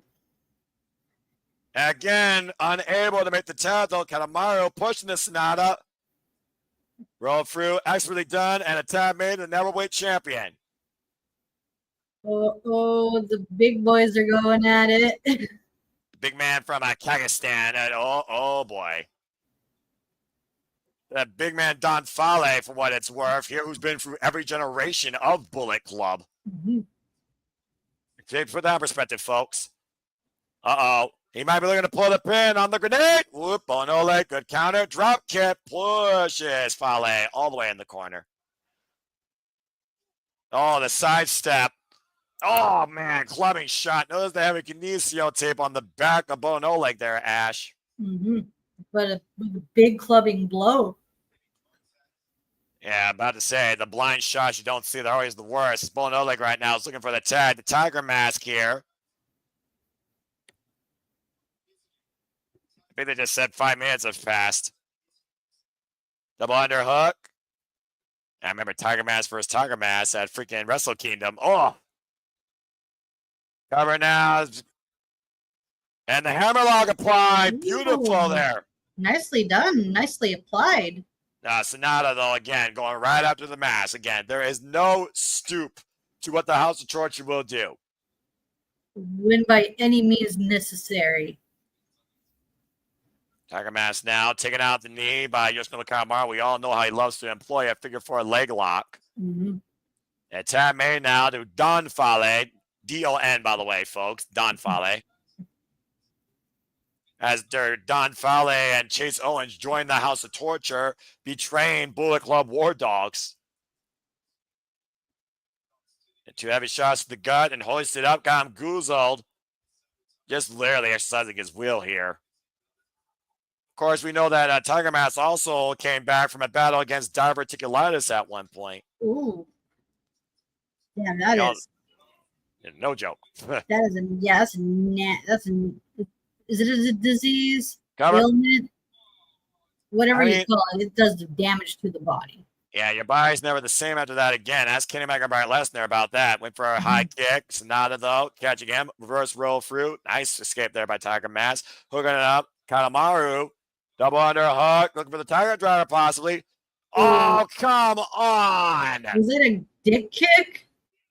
Probably was. The Shining Wizard connects follow-up. Again, referee did not see it. Was distracted by Don Fale, who dropped a massive elbow. And a cover here as, damn it, Tiger Mask falls to House of Torture. Guy. The numbers game got to him. And call it what you will. I just call it assault. Yep, you can call it that too. It looks like Bonole, though, is not done with Don Fale here. These two still going at it, though. But again, someone's going to have to break these two up. Oh! Back elbow to that young lion. Boy. Oh, boy. Do you think foreshadowing for a possible contender for Oleg's never open weight title? Well, we know Bonole will never back down from a fight. It's Bonole right now, picking up speed. Big splash! These two wrestled in the New Japan Cup, did they not? That's correct. And finally, we got some separation here.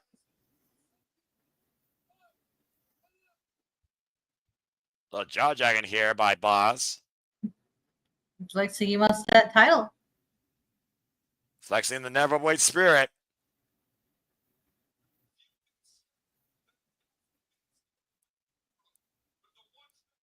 Well, kudos and mad respect to the beast from Kazakhstan. Bonole standing tall without Phantasmal, but something tells me Bonole is not done with the House of Torture yet. By the looks of it, I don't think he is either. He has Sonata waiting for him, Fale waiting for him, and who knows who else in the never open weight division. Yeah, well, again, for what it's worth, Fale is a former IWGP Intercontinental Champion, so don't rule him out becoming a singles champion again, New Japan Pro Wrestling. I mean, with the way things are going in the G1, anything can happen. Yeah, you're not wrong. And again, we're still on the road to the finals of the G1 to happen tonight in our main event in Ariake Arena between Evo and Konosuke Takeshita. Interesting thought by Sandy here, thinking that Sonata might be Evo's undoing. It was Sonata that beat Evo during the G1. So again, I do wonder if Sonata thinks he might be better for the house than Evo. Anyway, we'll talk more about that later. Time for our next match. Now, this match will raise my spirits. You got the United Empire versus Hantai. Crowns up. Yeah, about to say, talking about the course of the evening being faction warfare and what's ahead for everybody here in New Japan Pro Wrestling during the fall season. The Great Al-Khan giving one of the damnedest bouts of his life against Zack Sabre Jr. Hiroshi Tanahashi was looking to win one last G1 Climax, got finally over 100 wins in G1 Climax history, but was stopped in his tracks by Evil, and also lost for the first time ever to the Heat Storm Uya Amara, while Tanahashi has ushered Shota Umino as the future of New Japan Pro Wrestling as well. Mm-hmm. And Kyle Newman doesn't give a damn who's won a tournament. Kyle Newman just wants to prove everybody, including himself, why he should be the guy, not only leading that empire, but leading Japan Pro Wrestling. It's like I'm in this group chat I'm part of on the Discord. It's just like the way to describe Newman is that instead of being a Will Ospreay cosplayer, he is now emulating Prince Devitt. And I'm about to say, Kyle Newman had a hell of a G1 this year. For what it's worth, I mean, we literally saw him put his whole body on the line the further this tournament went through. It was definitely that match with Taiji, though, that was almost Kyle Newman's undoing at one point, I thought, during the G1. But he wanted to force a change, and sometimes to force a change, you got to be willing to put yourself through that punishment. Mm-hmm. We also saw Kyle Newman earlier this year challenge Hiroki Goto for the IWGP World Heavyweight Championship. I think it was that match, Ash, that Kyle Newman proved a lot of people wrong in that he's just a Will Ospreay cosplayer, and he can't hang with the top echelon New Japan Pro Wrestling. Like, people talk about, like, how, like, I know Newman can go. It's just, what is a Newman? What is he? At heart, he's the guy that Will Ospreay endorse to be the next lead in New Japan Pro Wrestling, the Prince of Pace. Like, I know his character shines in the ring, but what is he outside of that? The jury is out. Like, people talk about, like, Shota Umino, like, trying to find himself. I will say this at least about Shota Umino. He has a defining personality, whereas Newman is like a bit of a blank slate. Like, he doesn't know who he is yet. Like, people talk about, like, Shota Umino emulating, like, a bunch of people. The same can be said about Cal Newman. Yeah, but I will say this about Shota Umino's second chapter. He's really been his own man. And here comes a man that truly has been his own man for New Japan Pro Wrestling, the better part of over 20 plus years. The ace of New Japan, the man of talent, one in a century, Hiroshi Tanahashi. President Ace. I'm about to say President Ace, thank you. You're welcome. It's going to be a massive match here right now as Tanahashi is literally teaming with the future of New Japan Pro Wrestling. Heat Storm Uya Amara and Shota Umino. Let's not forget, Shota Umino and Tanahashi teamed together at Wrestle Kingdom 2 years ago with Keiji Muto. That team itself represented the past, the present, and the future. The present right now, as we know, Tanahashi is done come January 4th. But we know Shota Umino isn't. But this second chapter still remains without a true direction for what Shota Umino wants to be. But Shota Umino has learned to appreciate now and the moment versus where he wants to be and think where he actually is going to be in the future. I'm going to correct Sandy. Yes, I was talking about like how Umino still has to find himself as well, whereas Yuya, on the other hand, no, Yuya doesn't need to find himself because Yuya he's kind of like you, Noah. simplicity at its finest. It's not how many moves, it's what you do with the moves. And he is able to make the most out of the least. It is basic yet effective. And to your point, Uemura finally beat the ace Hiroshi Tanahashi during the G1 Climax. Tanahashi literally talking about how Uemura right now looks to shine brighter than the ace and has every tool to do so. I'm going to say it to Sandy. It's I don't blame you. My enunciation and maybe my Canadian accent makes it hard for people to understand what I'm saying. And I'm not the best at articulating phrases and sentences. That's all good. I appreciate it. Yeah, I'm about to say, we appreciate you at the end of the day, regardless, Ash, period. I am, JJ likes to put it, I'm trying to get out of my shell here. I think you're blossoming rather well, and I think the next generation, New Japan, is also blossoming quite well. Again, we got Uemura, we got Shota Umino, and for what it's worth, Kyle Newman. Again,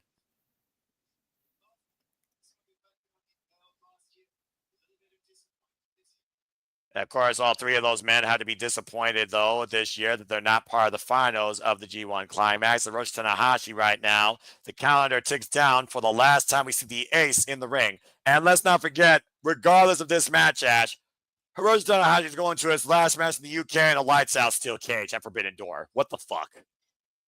I mean, Tanahashi is like, hey, this is my last year. I'm gonna go have fun with it. I'm gonna go out on my own terms. Well, I mean, to be fair, when he was the U30 champion, the original identity of the Neverweight champion, a title that was meant for the young generation to grow and thrive and lead on, that took on its own rugged identity, he was defending that title inside a steel cage. So he's no stranger to a steel cage environment. But it goes very much against Tanahashi's morals when it comes to this Tanahashi-ism that he's holding himself so strong for in New Japan Pro Wrestling. Yeah, Tanahashi's not one to really stray and break tradition. Oh, here we go. I've been waiting to see this picked up again. Let's revisit Wrestle Kingdom 15, shall we?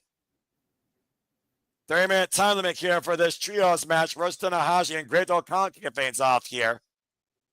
You want to talk about men that don't know themselves or men that do know themselves. Great Khan doesn't know which discipline to use to his greatest advantage. A man of 21 different disciplines. And we saw how many of those came into play during the G1 Climax, especially against Zack Sabre Jr.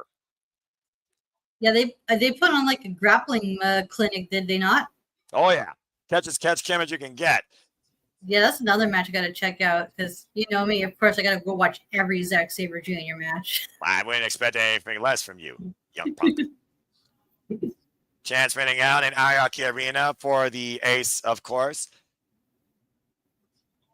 All good, Sandy. Appreciate and love your insight and your passion as always. Oh, going back onto those knees. And much thank you for helping us with the Japanese pronunciation. Greatly appreciated. Yeah, because Lord knows I'm not Japanese, and also I'm freaking Midwestern, so I have an accent in general where I can't speak words prolifically and proficiently. Oh, those Mongolian chops to the shoulders of Great Khan by Tanahashi, and wait a minute. The Tanahashi right now. Just playing some air guitar. That takes a seat on Great Khan. Oh, but Khan wasn't having none of that. Neither was Jacob Austin Young. Oh, this is my first time seeing Jacob Austin Young. Yeah, he's been around a little bit, though, in the United Empire multi-person matches. I will say that. The newest member of the United Empire from the UK. You see right now, Great Khan just clubbing away against the back of Hiroshi Tanahashi. And I think Great Khan is going to take the seat on his throne. Turnabout is fair play. And nowhere to go. And playing the violin. I think that was the violin, actually, Ash, not the guitar. Yes, another stringed instrument. And see right now, Great Khan hyperextend the arms behind Tanahashi's back. And tag made. Of course, we saw earlier this year, Hiroshi Tanahashi also takes Shota Umino on one-on-one at Ryogoku Sumo Hall when Shota Umino was looking maybe towards a dark path And Tanahashi brought Shota Umino to light during the second chapter. I do wonder, though, after the Super Junior Tag League, where Kyle Newman has kind of been with this proverbial chip on his shoulder ever since getting injured, how's he going to feel knowing that now he's out of the G1 Climax? I mean, what is next for the Prince of Pace? Mm. Oh! That's yet to be determined. I'm sure that they haven't forgotten about the tag titles either. Of course, Great Old Khan and Kyle Newman are also former IWGP Heavyweight covered now by Jacob Young, 2 count, former IWGP Heavyweight Tag Team Champions. Let's not forget, they lost those titles to freaking Tomohiro Ishii and Taiji. Tag made. And it looks like Kyle Newman's in now with Jacob Austin Young. 23 years old, by the way, Kyle Newman is, folks. Just put that in perspective. Talking about how he shouldn't limit himself when I got such gifted abilities bestowed upon me. And it goes back to rising above his own potential, or the potential of being even Will Ospreay 2.0. Irish whip reversal off the ropes. Uh-oh, Tanahashi grabbing the boot, and oh no. Go for that dragon screw? Exactly, Ash, and damn, that move has to suck. Tearing all 3 ligaments in the leg. That looks so gnarly. Well, I mean, that'll definitely rebuild your confidence. Time me now to Shota Umino. And again, Shota Umino, an incredible run in this year's G1 Climax, making it all the way to the quarterfinals. Ooh, swing and a miss. Oh, man! Like, that's the one thing about Shota Umino is he does very well in tournaments. Like, he also had a good showing in this New Japan Cup, making the finals, right? Exactly, when he lost to David Finlay. And that's really was the first step in his second chapter. David Finlay said, though, you want to lead more of the New Japan, you want to make it big, you follow my lead. Tanahashi says, don't do that. Follow your lead. Follow the lead that I encourage you on. And Shota Umino's been following that ever since. But he's more been following it now, not for himself, but for the people of New Japan, the fans that support him. And he's garnered a newfound respect. Cover with the Fisherman Suplex and a 2 count. Living in the now versus trying to figure out what he could be that hasn't happened yet. Mm-hmm. I think 5 minutes just passed, by the way, on the time call here. Shota Umino right now looking to hook up Kyle Newman. Kyle Newman, though, looking for the double stomp. Great roll out of the way, though, by Shota. Up and around, looking for the DDT. Kyle Newman scouting it, though. Oh, there's that knee.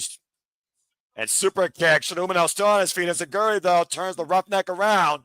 Umino is just not going to back down. As he finally puts the tornado DDT. Yeah, literally planting Kyle Newman on his head. Just spiking him. And you figure out the whiplash effect also off that. Oof. Yeah, that's going to do a number on the brain. Well, this is definitely a critical reset point at this point in the match. Both men reaching for the tag now. Uemura, the Heat Storm, standing tall, and a tag made to Jacob Austin Young. And knife edge shots right now. Oh, and again, stop with the foot. Combination offense. Rising knee. Austin Young, counter, reversal by Uemura in the white turnbuckle. Jacob Austin Young trying to take him over to the Harris. Not sure if he got all of it, though. And swing and a miss. And again, we look at Uemura. Oh, that was a great counter into almost a sling blade. Yeah. And front headlock, and Uemura taken down, up and over. Uemura down, covered by Austin Young, gets a 2 count. And to Sandy's point, figured about Kyle Newman being more than just about his speed. Kyle Newman simply calls himself the Prince. And of course, Uemura, of course, missed out on making it to the quarterfinals after losing to David Finlay in the last match of round robin action. It looks like Tanahashi, Umino, and Uemura have isolated Jacob Austin Young. Ooh. Well, Jacob Austin Young's going to go down fighting, Ash, clearly. Mm-hmm. Not sure how much longer he can hold up here, though. Yeah, and there's those drop kicks, synchronized drop kicks. I just answered my own question. Uemura with the cover, and Great-O-Khan breaks it up. Great-O-Khan, former NWW television champion as well. And again, going back to those Mongolian chops that he took from Hiroshi Tenzin. Sling blade by the ace. I think we just had the 10-minute call, by the way. Tanahashi now trying to keep up with Kyle Newman. Oh, he's a super kick. He's going to go for that cutter. Whoa, man! What down with a lariat by Shota Umino. And right now, Shota Umino, Uemura double teaming Jacob Boston Young. Oh, there's that swap with the left hand. Jumping in Zaguri. Umino now. And Uemura hooking him up. Dead vault, bridging German suplex. Uemura with the win. Nice. That double underhook suplex is ridiculous. And it's very nice form, too, when he does it. Like it's smooth like butter. And again, he traps you. That is a high bridge as well. It takes a lot of pressure to break out of that. And I don't think no one's yet kicked out of the deadbolt here. At this point, though, Great-O-Khan and Kyle Newman are going to have to really search themselves to figure out what the future holds for them in New Japan Pro Wrestling. Not just them, but for the United Empire as well. I was about to say United Empire. Is it really united or is it just a separate front? I was about to say that, yeah, like for a faction called United Empire, they are very, they are a house divided. A little bit of jaw dragging here by Great-O-Khan to Hiroshi Tanahashi.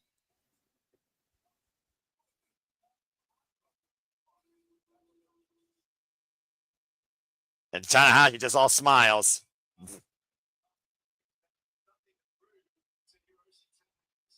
Oh, okay. Chris Charlton saying that Great-O-Khan says they have something to prove to Hiroshi Tanahashi. Almost makes me wonder, could we get Great-O-Khan versus Hiroshi Tanahashi one more time? I wouldn't be opposed to that. I mean, this whole feud started back at Wrestle Kingdom 15, so. And it seems like they still have unfinished business, or at least O'Khan feels he has unfinished business with Tanahashi. Well, AEW Dynamite Glasgow, of course, we have 6-man trios actions coming up here. AEW Dynamite on Wednesday. We'll not be covering that, folks, but we will be covering the Forbidden Door. And stay tuned for Forbidden Door City Predicting, where me, Ash, and a gaggle of other people will be, of course, putting our predictions in towards what we think will happen during Forbidden Door weekend. Stay tuned for more on that. And, of course, we know the Ace will be involved in the damnest match of his career. A lights out steel cage with the Golden Lovers, Kenny Omega and Kota Ibushi, and Will Ospreay and Darby Allin. What the fuck is wrestling in 2025?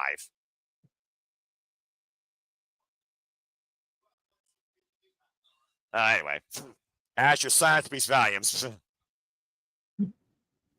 It's quite the tag team. I'm keeping quiet because I saw who also got added into that, and I do not want to cause spoilers. I mean, that's absolutely fair. And of course, talking about Forbidden Door, that's not the only New Japan talent that will be involved. As Aruma Takahashi, of course, you showed the little guy earlier. He'll be challenging Kyle Fletcher for the TNT Championship. Oh, that's going to be a fun match. And we'll talk about it all soon enough here on Stupid Dating, if not the conclusion of tonight's G1 Climax Finals, where again, will the G1 Climax winner have Zack Sabre Jr. weighing for them, or potentially a brand new IWGP World Heavyweight Champion? Again, hashtag spoiler free for Collision, folks that don't know. But we know.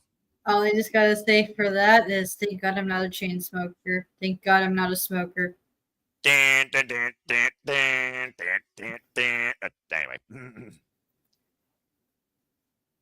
Still, great win for Hiroshi Tanahashi, Shota Umino, and Uemura as it continues here with, I believe, 8-man tag team action as we continue closer towards the G1 Climax Finals. I believe this is our semi-main. Not quite there yet. We got one more after this. But now It's time for 8-man tag team action. War Dogs versus the Affiliated, and after this, it's the Boys. As you so eloquently put it. And of course, we saw David Finlay add some more War Dogs to his army of savages. Mhm. Good grief. You know, it's really weird looking at this dynamic 8-man tag team match. And when you think about, you have the unaffiliated but the ungovernable versus the absolutely savage and unrestricted, uncontrollable. Man, this is going to make for a crazy tag team. And of course, we know the MO of the War Dogs, Ash. If you don't bring gold, bring bodies. Mm-hmm. So far, no bodies are laying before David Finley's feet. Although, to be fair, bodies were laid by Finley's 2 new recruits after the that tag match with Taichi and his partner.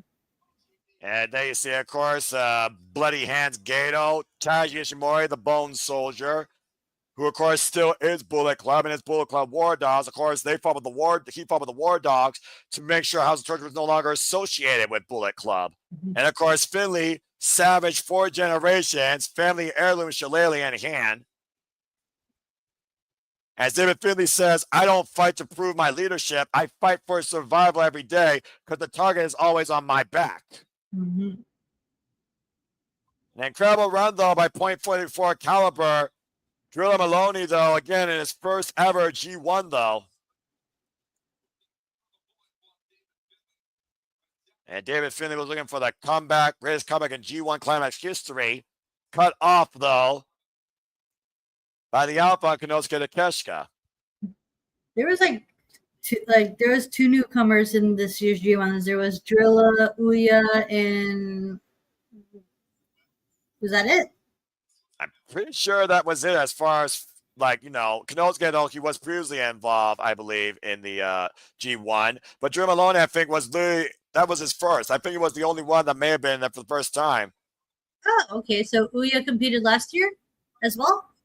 I think he did. Last year is such a blur for me for so many reasons. And it's probably for, you know, the right reasons. Yeah. But I do think Ouya Amira came back actually at King of Pro Wrestling. So, no, this was his first. You were right. You're right. Because, yeah, he came back at King of Pro Wrestling. The Heat Storm did.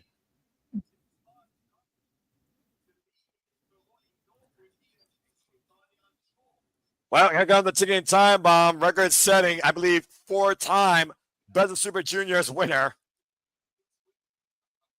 Oh, good grief. Always fun when Hiromu Takahashi's on the screen.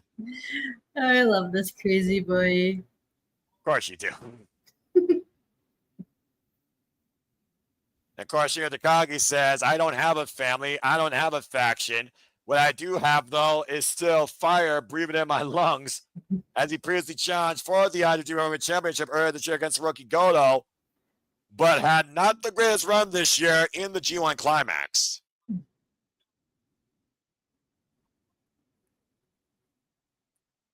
It looks like Yota Tsuji is okay, though, regarding what happened last night, as Yota Tsuji was unable to make it to the finals of this year's G1.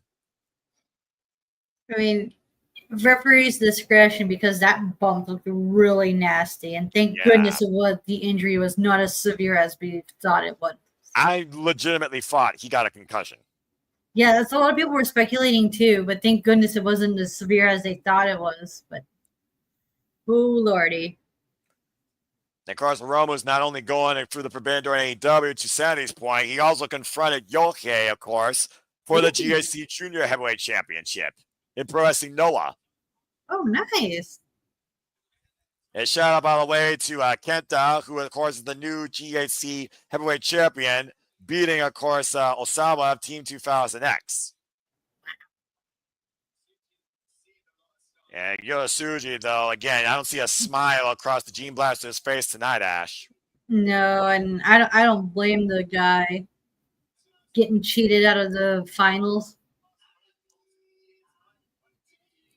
Well, he said he wanted to be here tonight, even if he's not 100% clear for tonight. So, again, to your point, referee's discretion, but sometimes the worst amateur professional wrestler is themselves. Mm-hmm. Ain't that the truth?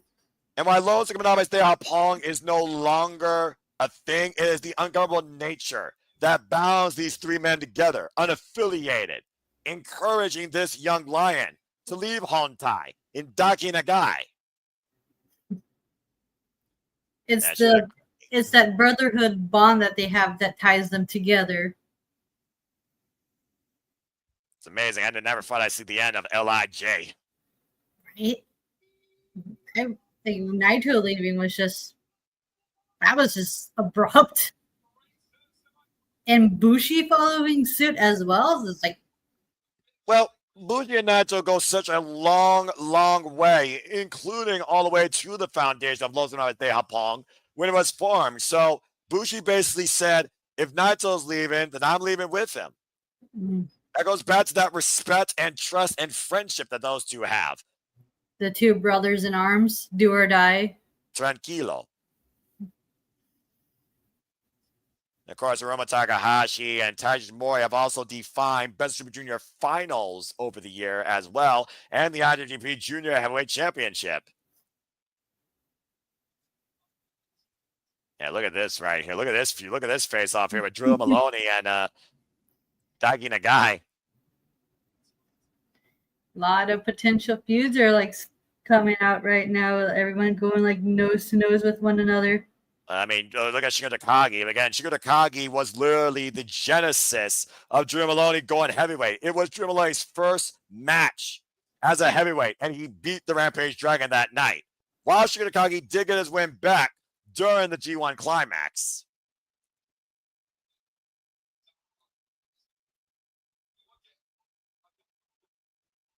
And Shingo Takagi firing up the Ariake Arena here tonight.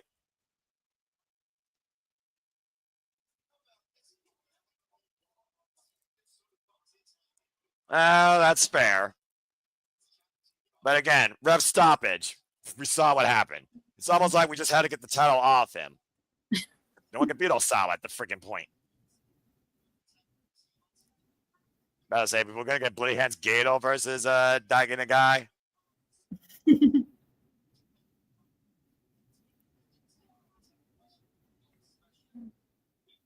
And it looks like the Young Lion wants to kick things off here, and we are underway for this 8-man tag. Those sounds for this 30-minute time limit match. How do you say Tagai? No, I'm saying Daiki Nagai. Daiki Nagai. Oh, Nagai. Okay. Yeah, Nagai. Nagai. Daiki. Nagai's already showing some personality already. He's just like ready to fight, and he's not backing down. Well, I mean, when you look at the Young Lions that have supported Shingo Takagi and Taiji during the G1, they weren't willing to even back down from the House of Torture. And a Young Lion is not supposed to get physically involved in the matchup, ever. It leads to high fines and huge punishments. And he didn't give a damn. And right now, Gato, regular eyes. Gato, of course, the literal bloody hands, the freaking booker, the bookkeeper of New Japan Pro Wrestling as we know it. Of course, this guy goes back to Bullet Club's genesis, the Rainmaker's Rise, the era of the Switchblade, and now we are in here with the Savage King. Mm-hmm. And Gato now off the ropes. Oh! Taken down by the guy. Is this like Gato's like pretty sneaky because once he's always looking like always he's in the present. He's always looking for that next up and coming guy that he can mold into his vision. Mold to his vision or bleed it dry of money. That or a combination of the two. And right now we got Taiji Mori and Hiromu Takahashi renewing pleasantries, we want to call it that. Rekindling a feud of sorts. Again, GHC Junior Heavyweight Championship, though, is also in Hiromu's future. Ooh, and title that Taiji Mori is very familiar with as well. A little miscommunication there, using the Young Lion to his advantage. Little double team Sierra's there. Hiromu Takahashi is off and running, Ash. Whoa. Again, Kyle Fletcher called out New Japan Pro Wrestling. Send your best pound-for-pound wrestler, so I can add him to my legacy as I look to become the greatest TNT champion. And Hiromu stepped through that forbidden door. That is going to be a wild, crazy match. Like those two spunky high flyers going at it. Oh, man. Speaking of high flying, nice rolling Kappa kick took out Hiromu Takahashi. Now David Finlay trying to take over for the War Dogs here. Trying to get that numbers advantage. Well, if not the numbers advantage, the violent advantage. Oh, there's Shingo and Drilla. Well, clearly they're not done with they're not done with each other by a long shot. Oh, no, absolutely not. And of course, the M1 victory, folks, to my friend Sandy's point. That is the round robin tournament in Pro Wrestling Noah that you can catch on Wrestling Universe coming up, I believe, literally next month. So, again, stay tuned.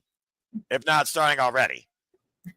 I've fallen a little bit behind in Wrestle Universe with everything else going on. I got to catch up on the M1 victory. I also got to look at the last day of the 5-star Grand Prix. Previous action. Right now, David Finlay, Lego, grabbing the ankle of Hiromu Takahashi. And for Hiromu, he's all about trying to bring the junior heavyweights to the main event. But let's not forget, we've seen Hiromu Takahashi previously challenged for the Never Openweight Championship against Hanare. So, again, Hiromu's going to do anything he wants. He's a wild, crazy boy, that one. And we didn't think this man would ever wrestle again after that debilitating injury against Ryu Lee accidentally in the Cow Palace. That was crazy. Oh my God. When Hiromu returned, I saw on Twitter and I started crying, man. I was so happy. I saw that countdown and I knew exactly what that was after Will Ospreay defended against Bushi. I thought it was September. Thank you, Sandy. Trying to get all these freaking tournaments in order. Open the Dream Gate. You got Dragon Gate. You got the 5-star Grand Prix in Stardom. You got the M1 victory in freaking Noah. You got the New Japan G1 Climax. We still got, of course, the World Tag League to come forward here. And so the best Super Juniors World Tag League. Yeah, so many tournaments, so little time. Well, it is the International Wrestling Grand Prix. That is New Japan Pro Wrestling. Oh, look at this mockery of Drew Maloney there saying, "My time is coming." Ska, ska, ska. Just toying with poor little Hiromu. Yeah, Drew Maloney, of course, made it to the quarterfinals at the expense of Shingo Takagi, of course. Shingo Takagi and Drew Maloney at this point right now are, I believe, 1-1, if not 2-1. Oh, they're tied. A double stomp there.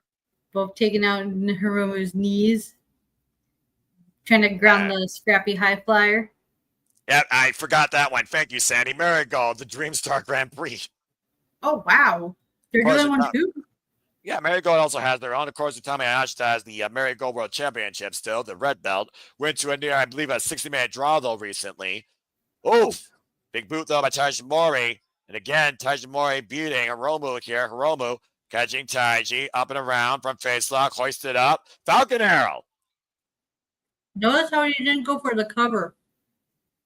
You're not going to pin Tajimori like that, but Hiromu now has breathed new life where he could actually maybe make a tag now to his unaffiliated corner. David Finlay, though, cutting him off at the pass. Man, the War Dogs are just not going to let Hiromu make that tag. They're doing a good job. Never mind. Here comes Tsuji. Spoke too soon. Oh, boy. Yeah, you want to talk about a few that really has to find both these men. David Finlay says, somehow each time I'm in the ring with Yota Tsuji, he pushes me to be my absolute best. And if I'm not mistaken, wasn't it Tsuji who beat Finlay for that global title before Gabe Kidd brought it back to the War Dogs? That's correct. And also we saw David Finlay, of course, beat Yota Tsuji on his way to get back to the quarterfinals of the G1 Climax. As now, David Finlay, hooked by Yota Tsuji here, Gene Blast and the Savage King renewing hostilities. Oh, Irish Curse backbreaker over the knee. Tokyo Doshi Pro also has a tournament as well, as in case you didn't know, the Tokyo Princess Cup. Yeah, right now, barking orders right now to David Finlay, hoisting up. Yota Tsuji was looking for possibly a powerbomb, combination, backbreaker, and a curve stomp. That's just a survival tactic there for Yota Tsuji, if nothing else. Looking for Marlowe. No. Oh, man. Nice spear. Yeah, taking a page of Yota Tsuji's playbook there, his own version of the Gene Blaster. From a bad knee to a bad arm right now, you see Yota Tsuji grabbing that right arm close to his body, looking to make the tag right now. And here comes the young lion. And here comes Drew Maloney. Oh, no. Oh boy. Well, these two are just gonna scrap. That's putting it politely. Of course, Joe Maloney might have the most dangerous move in New Japan Pro Wrestling, that Drilla Killer. Oh my god, that looks so devastating. Has anyone kicked out of it yet? No. Oh, Jesus, knife edge chop. It's really weird looking at the War Dogs right now as baby faces. Oh, Jesus. Right? They've only became baby faces because of how hated House of Torture is. Yeah, of course, David Finley talked about how much that crowd reception has really wheeled on the War Dogs to be even better. And Shingo Takagi right now squaring off against Joe Maloney in the corner, just jabbing away at his head. Look for a double team. Oh, nice spine buster by Nagai. It was. You see the height on that? And sliding lariat fall by Shingo Takagi. Sliding bomber. And Nagai right now looking for a submission of sorts. The WS special, but Gedo picking it up. And Gedo just falls every time with a single move. Oh, and freaking touch more off the top. Now off the ropes. Pop up. Uh-oh. Uh-oh. Oh! Driver. And we reached the part of the match where everyone's going to get their signatures in. Yeah, but who's going to stand tall in the end here? Wait a minute. Look at this. Shingo and the guy saying my time's now. You might be looking at literally a young protege of the Rampage Dragon. Irish whip, reversal, Drew Maloney. Spear for Takagi. Sunset flip, takes Drilla up and over, roll through. Uh-oh. Oh, Maloney. Oh, no. Oh, no. Oh, no. Clutches and power bomb. Now David Finley hooking up the guy. Vocal bomb. And spear from Drilla. Uh-oh. Now here comes the Drilla Killer. I think you're on point, Ash. Here, hoisted up on the shoulder. Goodbye. Drilla Killer. So nasty when he does it. Count to 100. Valiant effort and good showing for Nagai. Nagai fits so well with the LIJ crew because the moves and combinations they were doing together were so solid. Yeah, well, clearly this young man's been learning quite a thing or two, particularly from Shingo Takagi. I think Shingo is the one that really encouraged Nagai more than anyone else that's unaffiliated. As again, Shingo Takagi and Drew Maloney far from done with each other. Oh, jeez. Just another song here, Ash. No, the feud is not over. They're just gonna scrap. Oh, good grief. Oh, that was a knee right to the midsection, though. And Shingo right now literally bent over, dropped to a knee. Good luck trying to separate these two boys. Oh, my God. Debilitating shot there right now. And Drilla Maloney with Shingo Takagi. The double Irish whip to Shingo. Oh, takes both men down.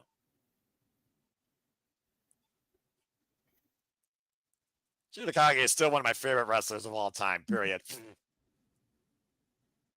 Wait a minute. Shingo looks like the Rampage Dragon wants to say something here, Ash. Ooh.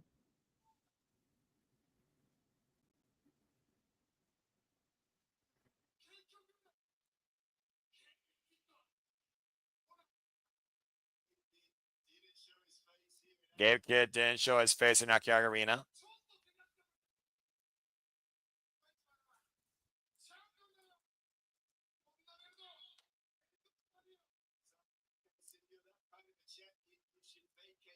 So in that case, you're that kind of champion, you should vacate the title. As for the War Dogs,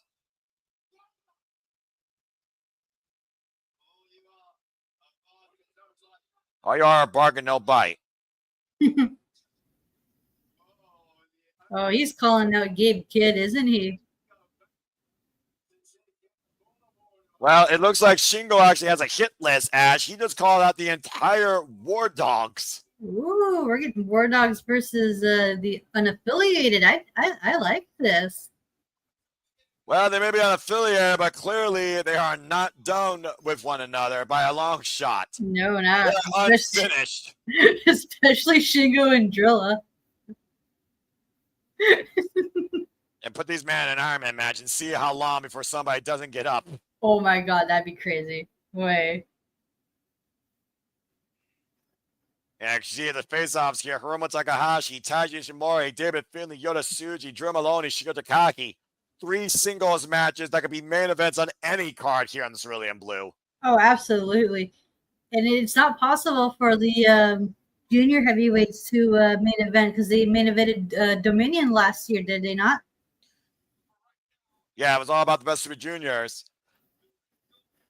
But if nothing else, right now, Ash, we can talk about the unaffiliated like this, and the War Dogs for that matter, despite the fact they have been scouting and already recruited a couple more members to the faction. Both these families, we want to call it that, both these groups are rebuilding. What are they rebuilding to? Championship glory, proving they're the strongest? Who knows? Either way, I don't think we're going to be done with unaffiliated versus the War Dogs for the rest of 2024. And it might be the story heading in the Wrestle Kingdom. Ooh, I like that. Especially with that global title hanging around, especially with Gabe Kidd and whether or not he's going to vacate it. Well, I mean, again, Gabe Kidd's got a lot of heart, but you know Gabe Kidd deep down would not want to restrain a title that represents New Japan Pro Wrestling, where he wants to prove that this is the best professional wrestling company, professional wrestling on the planet, the strongest, the Otokan spirit, damn it. Well, speaking of faction warfare, War Dogs victorious here against the unaffiliated. But coming up in our semi-main, we now look at your boys, TMDK taking on the House of Torture. It's our semi-main event, 8-man tag team action before we get down to our G1 Climax final. Make some noise for the boys.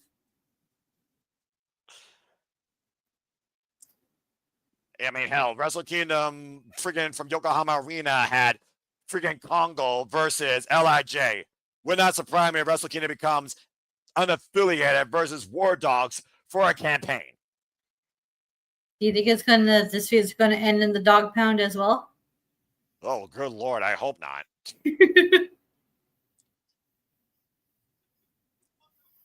Oh boy, here we go. Jeez, this faction just raises my ire so hard. Everything that New Japan Pro Wrestling was founded upon, if you were to throw away in the garbage and polish a turd, it would be what the House of Torture is trying to turn New Japan Pro Wrestling into.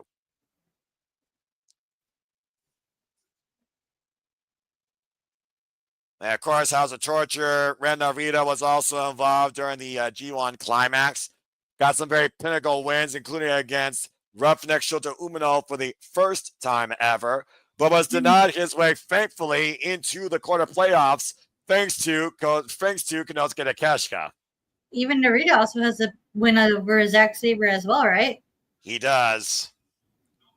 And there you see Doki, that traitor, holding the IWGP Junior Heavyweight Championship, and Yojiro Takahashi, Tokyo Pimp. And of course, Sho, the murder machine, with that wrench. All the weapons coming out here with House of Torture on the way to the ring. Of course, we don't see that weird plane of glass that Doki and Sho used to retain those IWGP Junior Tag Team Championships against freaking Yoa Masawato. We don't see it yet, but will it come into play tonight? I don't rule anything from the House of Torture of how despicable they are.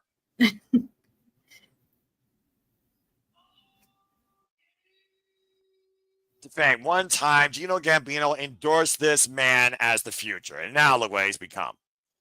He's been corrupted.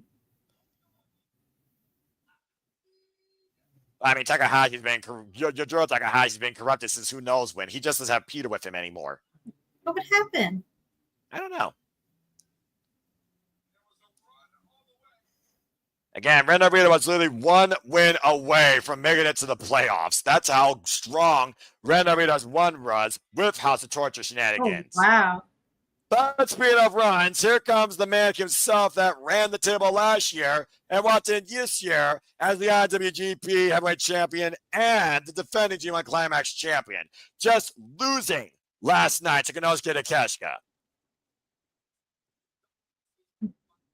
Would you consider Konosuke Takeshita beating Zack Sabre Jr. last night a shocker to you, Ash? I was surprised. Like, oh shit, they actually had Takeshita beat Zack. Wow, that's pretty cool. Well, I mean, how many times was Zack Sabre Jr. dropped on his freaking head and neck? Based on that, I've probably countless times in that match. That's another match I haven't seen yet that I should probably check out once the tournament's over. And of course, the Grip Rie Oiwa also had his own G1 Climax campaign here. And Harley Jackson, of course, the oldest member, the veteran, of course, of TMDK. And of course, Kosei Fujita, the Japanese Young Punk, won this year's Best of Super Juniors and challenged El Desperado for the IWGP Junior Heavyweight Championship. Making history by becoming the youngest person ever to win the tournament. That's correct. Yeah, I gotta wonder though where Cedric Jr.'s head is right now. Is he focused on the night just to get back against the House of Torture? Is he focused on what's coming up 1 week from today at Forbidden Door, where he's going to be defending that IWGP World Heavyweight Championship back on his home turf in the UK? Oh my god, I can't wait for that match. I cannot wait for that match. You and me both. Bloody Techers is all I gotta say. Bloody Techers. That technical spectacle was absolutely incredible. Did you watch it? Of course I watched it. You realize who you're talking to? So you know who won, right? Well, again, I respect everybody else that's hashtag spoiler free. Yeah, but I know. I know exactly. I know exactly. Anyway, that's tomorrow. This is now. Well, of course, we know to your point, Renarita does win over Zack Sabre Jr. I'm sure Sabre Jr. is looking to get back. Ooh, Narita's trash talking. That's show, by the way. Oh, my bad.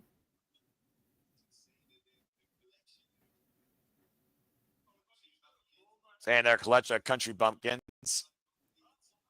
Just like all these people here in Ariake Arena.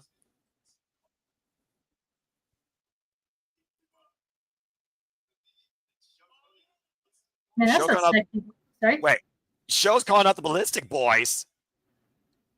Oh no. Why? Call the Ballistic Boys a collection of dumb hicks. Oh. Thank you, Kosei. Fujita's like, nah, shut your bitch ass up. Oh, to your point. Well, let's just get the fight on. Screw talking. Right? Less talking, more action. Good luck to the referee in this match. Of course, Mari Asami, Silver Shoes. That was a horrible promo, by the way, by Show. Way to really promote yourself in this match. And of course, right now, Kosei Fujita squaring off against Doki, and it looks like a Show here. And now Kosei Fujita literally being wrenched back against the top rope. I gotta wonder though, Kosei Fujita bringing his strongest showing, but we also gotta consider again, Kosei Fujita also still working with a very bad left shoulder. Oh, he's got a shoulder injury? The poor guy. He was actually wrestling during that shoulder injury during the Best Super Juniors.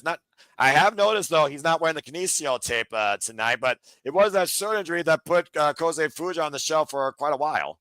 Sheesh. That tag made we hey Oiwa. Let's keep in mind, as these are the two young punks that Sabre Jr. wanted in TMDK.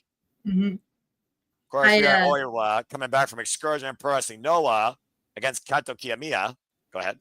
That's what TMDK is. They were forged in Noah.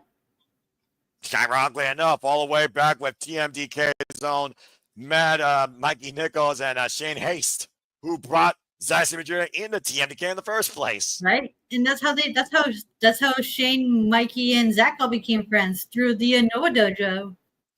And we had Oiwa though, good shoulder block there to Doki. Now going off the ropes, the drop down, and we had Oiwa. And again, it's not House of Torture you need to watch out for, it's the weapons they come with here. Mm-hmm.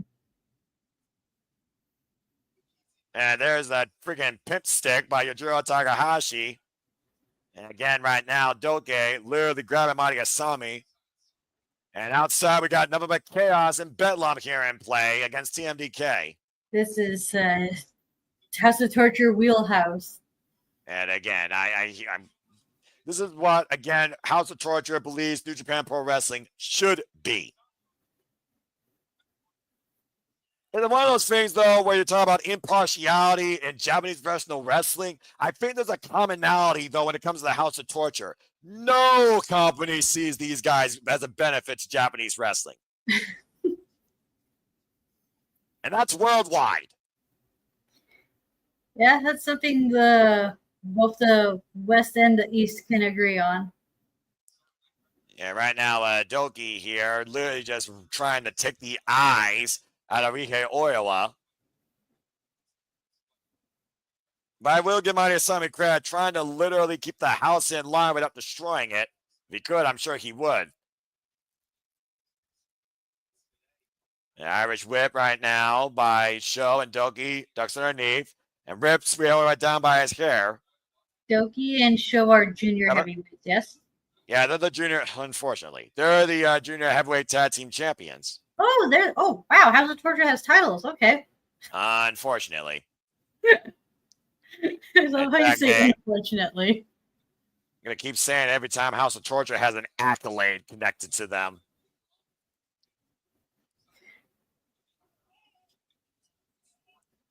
So we got IWGP Junior Heavyweight Champions, possibly maybe TV champion in the near future, maybe IWGP Heavyweight Champion in the near future. Yeah, to think that Ren Narita was also once the NJPW World Television Champion. Again, Ren Narita grabbing the three, and that share the midsection now of Rihei Oiwa. We're just waiting for Zack Sabre Jr. to just unleash every hell and every dickhead word he can against these guys, because he's going to lose his temper. He's going to blow a gasket. You know absolutely. That's going to be, oh my God, that's good. That's what you look forward to, right? Angry Zack?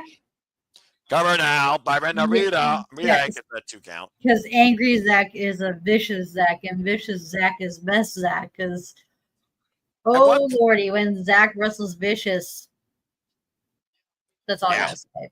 And fair enough. Ren Narita, for what it's worth, folks, has wins over El Phantasmo, Shota Umino, Zack Sabre Jr., and Great Khan in a forfeit win over Gabe Kidd during his G1 campaign. He ended with 10 points. Damn, Narita's got like title contendership out the wazoo. Oh, man.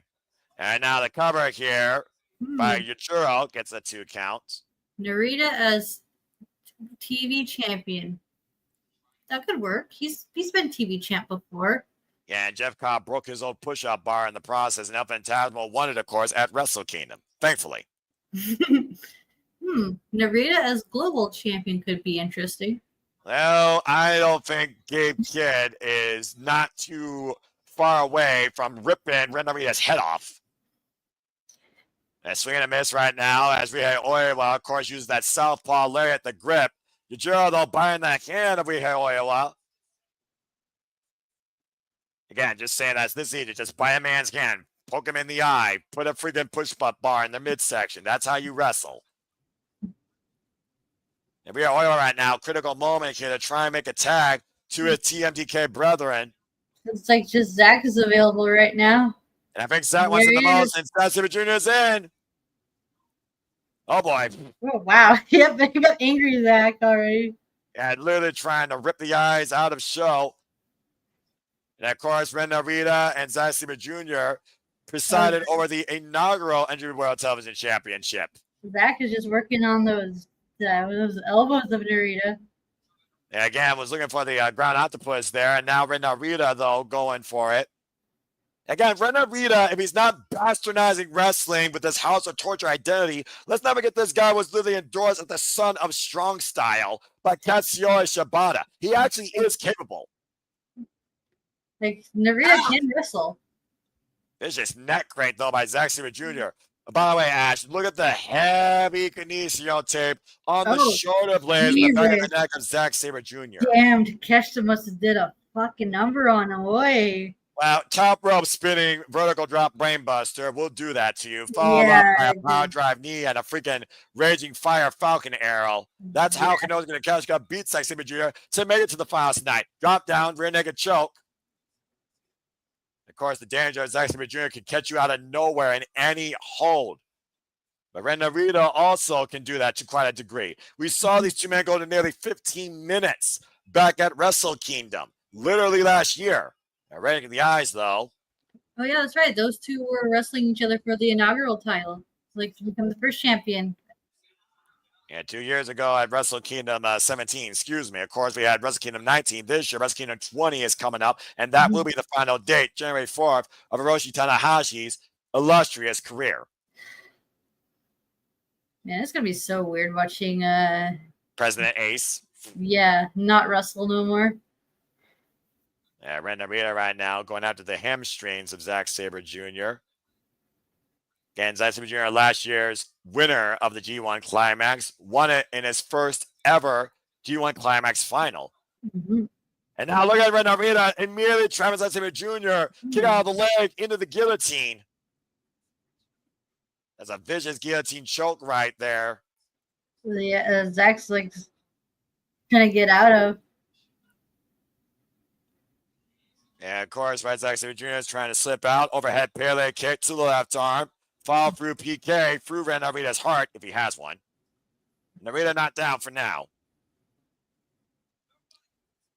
At this point, though, someone has to do something to literally break the House of Torture's infrastructure and make sure there is as little possible interference in the main event. Oh, Hartley Jackson's finally in the match. And clipping clothesline here by the vet, dropping down the knee pad, and just a running splash. Cover now on Narita, cross body, 2.5. And just a big old power slam here by the big man. Went for the senton. Narita got out of the way, though. Uh-oh. And Narita with a knee bar. And again, that move won him so many matches during the G1 Climax, particularly Ash. Oh, wow. He got most of his wins via submission? Well, if not that, freaking Hell's Guillotine with that top rope leg drop across the back of head and neck. More of a knee drop, excuse me. You ask Konosuke Takeshita, for example, whose legs are beat up beyond shit, thanks to Ren Narita and Zack Sabre Jr. Well, watch now, though. Rebound senton by Hartley Jackson, crushing Ren Narita's midsection. Slow the follow-up. Here's the cover, though, and the House of Torture breaks it up. Broken up by Sho and Doki. Again, Doki distracting Marty Asami. Oh, boy, and Jackson's been left alone with Yujiro and Ren Narita, it looks like. Getting those numbers advantage. That's how the House of Torture works best. Again, I don't know why the referee still let this happen. Just literally push off the competitor. Well, wait a minute. Oh, man. Government suplex. We had to save. Well, it finds not the grip, but finds the Northpaw Lariat. And 10 minutes have passed, by the way, folks. Up on the shoulders of Hartley Jackson goes Ren Narita, who grabs the referee. Oh, and that wretch.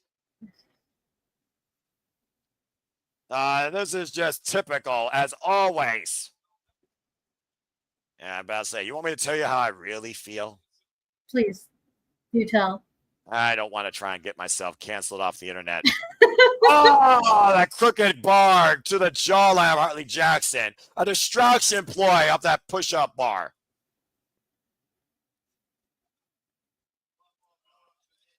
Oh, no, and here comes one last blow that had to come. To my point earlier, Hell's Guillotine, covered by Narita. Fuck the house.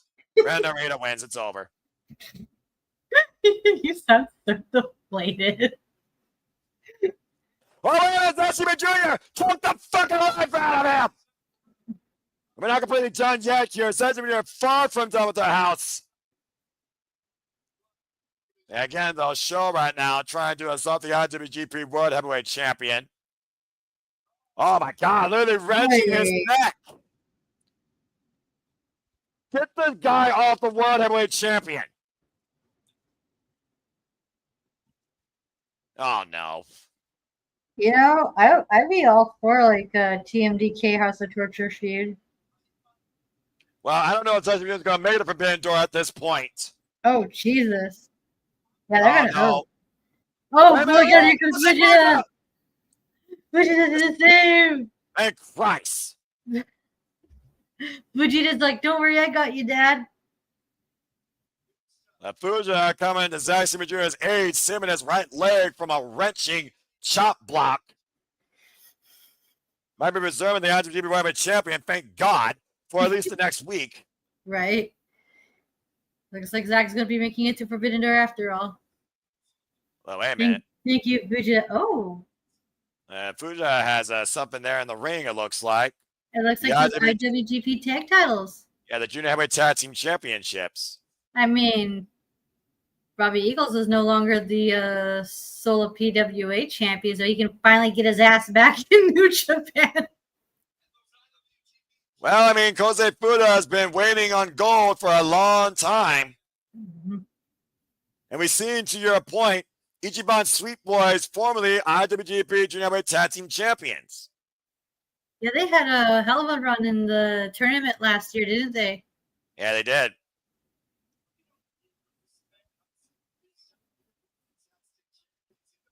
Yeah, Kosei Fuja, Robbie Eagles, champions that New Japan can be proud of, far more than Doki and Show ever will be. But the fact I will agree with. That I can agree with you on. Well, at least you and I can agree on something for once. Something. Ash, I don't think Cesar Jr. is done with Ren Narita yet. Oh my God. Oh boy. Oh God, he's after that poor boy. He's gonna. Oh my God, he's gonna straight fuck him up if he gets his hands on him. Someone save Cesar Jr. from himself as we get ready for our main event of the evening. Good grief. Hey. You did say it yourself, dickhead. Zack Sabre Jr. back in full swing. Mm-hmm. I appreciate you always, Sandy. Good grief almighty. Thanks for joining us. And thank you to everybody that's joining us right now. Again, if you haven't already, we, of course, love and cover Japanese wrestling, New Japan Pro Wrestling at the forefront we've been doing here for a whole lot. So if you haven't already, and I'm Noah Foster, but more importantly, she's our Canadian friend. She could be your Canadian friend. She could be your Ichiban Sweet Girl, Japanese professional wrestling sweet friend, Ash, at Shadowbat on the X, or at Baddie for Wrestling, because me and Ash are truly Baddie for Wrestling, for life. So if you haven't already, subscribe to Baddie for Wrestling today. Follow her on the X. She can be one of the sweetest friends you could come to know for Japanese wrestling and then some. And find her sometimes on Watch-alongs and Shenanigans. Appreciate Ash always. Well, Ash, it's been a unique night. We've had new War Dogs. We saw Sasha Jr. get pissed. We've seen some unique challenges thrown out now for faction supremacy and tag team championships, but it's time to get down to business for the reason we're all here tonight. It's time to crown the strongest of the summer as we get ready for our G1 Climax 35 final. It's time to prepare for Konosuke Takeshita versus Evil. Oh my God. I didn't think Evil would make the finals. I didn't think he would make the finals. Joining us here tonight, a special guest on the Japanese announce team. Ash, it would not be G1 Climax season without Mr. August himself. With 5 G1 Climax wins, more than anybody in New Japan Pro Wrestling history. Masahiro Chono. Hey. The only man besides Sting that can pull off sunglasses indoors, and Keiji Muto's greatest rival. The only person who can pull off wearing sunglasses at night, not named Corey Hart. Fair enough. Or me, for that matter, if you ask the freaking Level Studios. Because Masahiro Chono, of course, still very much a proud, respected competitor of the Cerulean Blue. Like I said, he is Mr. August for a reason. He has won 5 G1 Climaxes in his illustrious career. Wow, is that the record? That is the record. Wow. He's called Mr. August for that very reason. And I guess Masahiro Chono is going to encourage us ahead of our main event. Of course, Masahiro Chono, by the way, folks, he retired back in 2023.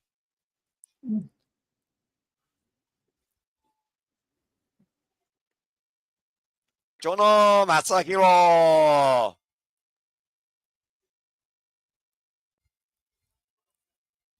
Mr. G1 himself. And former leader of NWO Japan. Oi. Are you ready? I don't know if I'm as ready as I can be.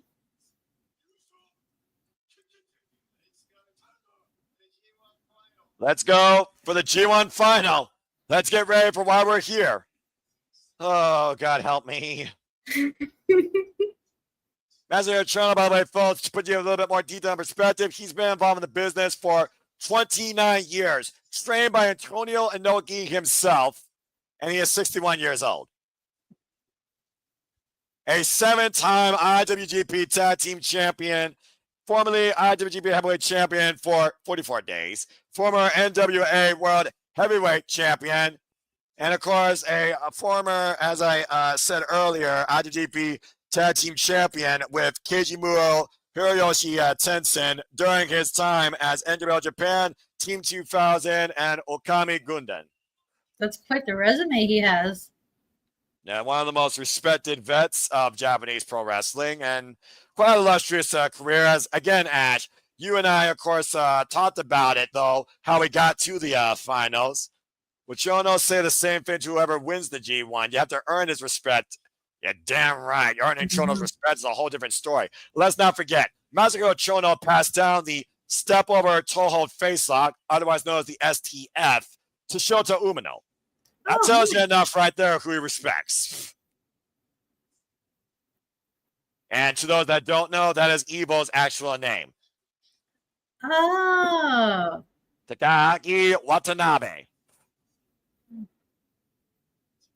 Well, again, to put in perspective, Ash, Konosuke Takeshita, who literally put Gabe Kidd on the injury reserve, who, of course, won the, I believe, B block, made his way through the playoffs, of course, beating David Finlay, and won the semifinals against Zack Sabre Jr., while Evil literally cheated, tortured, punished his way, and ruined the likes of Hiroshi Tanahashi's final G1 to make it to the G1 Climax playoffs and get a bye, unfortunately. Yeah. As, of course, he beat Yota Tsuji to punch his ticket to the finals tonight in his first ever G1 Climax final. Yeah. I'll say this. Evil is only in here because of an audible. I am convinced that we were supposed to get Tsuji versus Takeshita. Well, audible or not, this is what we're stuck with. It is the light of the professional wrestling world versus the darkness of New Japan Pro Wrestling to crown the strongest of the summer for the first time ever. The Alpha Konosuke Takeshita versus Evil. One fall, no time limit. There has to be a winner. Never before as an outsider should be the biggest encouragement right now to anybody that's a fan of professional wrestling. New Japan Pride me damn. This is very divisive because you got, especially for like the locals, you got people saying they want Evil to win because he's one of us. He's a day one person. He's homegrown. But you got people going for Takeshita because they're sick of House of Torture shenanigans. And in my opinion, Evil does not represent what grade 1 is.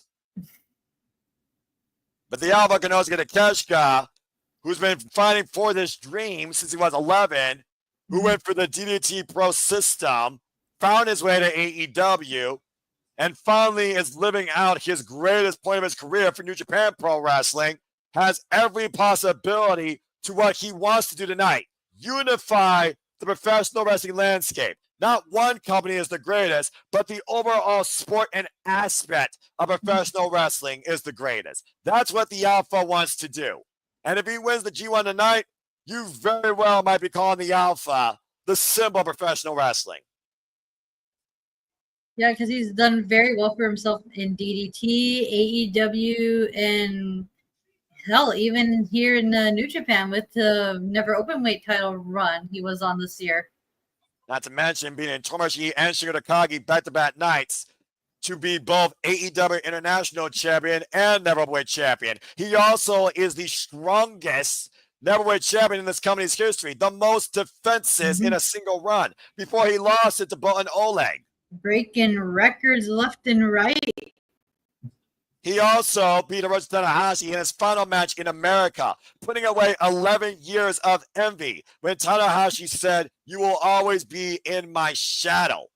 And now we see Takeshita, Dawn in white, trying to bring the G1 Climax and the strongest spirit possible to light. But you know he's not coming in here at 100%. Good versus evil, yin and yang. Konosuke Takeshita defending the spirit of New Japan Pro Wrestling in the G1 Climax as we know it. I'm going to get an aneurysm from this match already. Oh, God. And here comes the longest, darkest, worst entrance possible.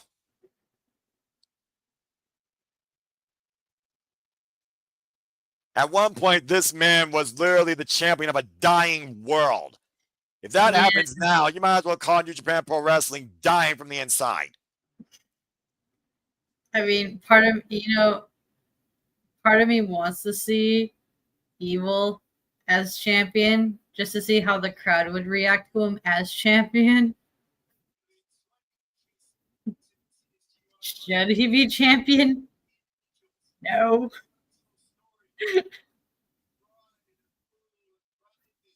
Pride, fall, rise, proof.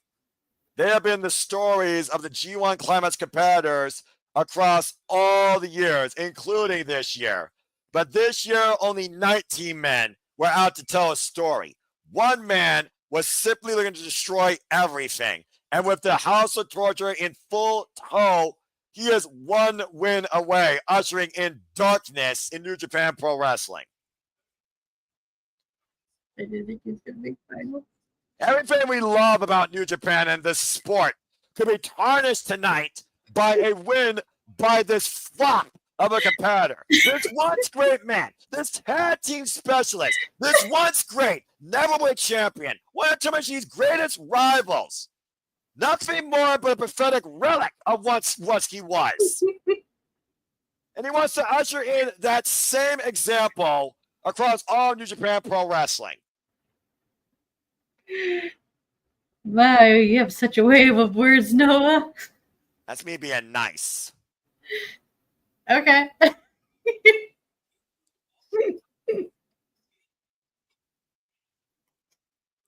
I pray to God Red Shoes Umino ejects the house immediately. Oh, even if they do eject him, they're going to find a way to get involved in the match. Well, this is when New Japan needs to step up and realize Evil is not the person you need to support tonight. And that goes for the fans. Roger Romero, of course, in Konosuke Takeshita's corner. Evil with 7 idiots in his corner.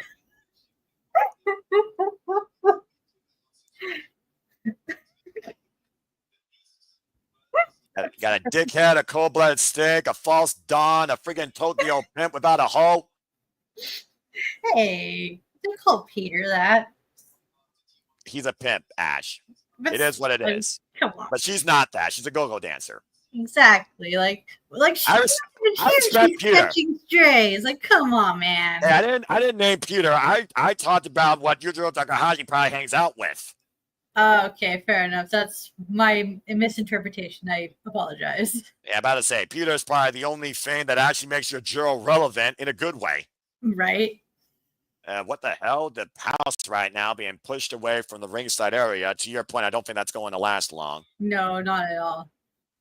Wait a minute. I think Red Shoes is going to make sure that all parties leave ringside. Oh. For now, anyway. Well, the bell rings are underway for our G1 Climax 35 final. This is it, folks. Konosuke Takeshita versus Evil. One fall, no time limit. The strongest of the summer to be determined for the 35th time. And Zack Sabre Jr. awaits the winner, at least right now. One fall, no time limit. You do see in the shadows, though, the House of Torture looming outside the ring area as Red Shoes is trying to keep this as pure as possible and force Evil to earn this victory. Chaos is going to ensue, but when is the question? Matter of time, Ash. Matter of time. You might be counting on the clock to doomsday. And we're not talking about carrying cross. The side headlock right now being applied here by Evil. And until the tip right now would probably show that Evil is the stronger of the two. Definitely probably in the better in-ring shape of the two after the war that Konosuke has been through. You got to consider what that right knee and that right elbow feels like right now. Well, you definitely know Evil's going to be targeting those injuries. That shoulder block, though, by the Alpha, using the good left shoulder. Yes, folks, I know the Alpha, Konosuke Takeshita, represents the Don Callis family if you're looking at AEW. But it's not about Don Callis tonight, even though murder I would actually encourage here. It is about proving that you are the strongest in New Japan Pro Wrestling. And for the Alpha, it's about unifying the professional wrestling landscape. The dynamics between the partnerships are very interesting because, like, in one company, they're a face, but in the other, they might be a heel. Like with Takeshita right now, he's over in AEW, he's heel, but circumstances in the G1, because of who he's facing right now, he's the de facto baby face. Just like with Gabe Kidd, over in New Japan, he's more face leaning, whereas in AEW, he's heelish because of his alignment with the Death Riders. Well, right now, Gabe Kidd is a non-factor in both worlds, AEW and NJPW. So the jury is out where Gabe Kidd truly belongs when it comes to his outlook of professional wrestling. To the strength fair, Greco-Roman knuckle lock as the Alpha seems to be getting the better of Evil for the time being. Evil, though, once again, back up to his feet, though, now exercising his will against Konosuke Takeshita. And it is one of those things when you look at the polarizing dynamics that define us all as fans of this business. It is one of those things where you look at this is a whole different world. This is New Japan Pro Wrestling. It's a more restrained, polite, disciplined, royal culture versus America that is absolutely unruly. Mm-hmm. But I do wonder, though, again, how would New Japan feel if who they consider an outsider, Konosuke Takeshita, wins the G1 and maybe goes on to win the IWGP Heavyweight Championship? I wouldn't be opposed to it. Oh, come on already! Oh, wow. So already we're starting with the shenanigans. For 19 fucking days and nights, it's the same old fucking story. We see it across Block A. We see it in the playoffs now. And again, Red Shoes literally being drawn to the wayside here while the House is assaulting the Alpha.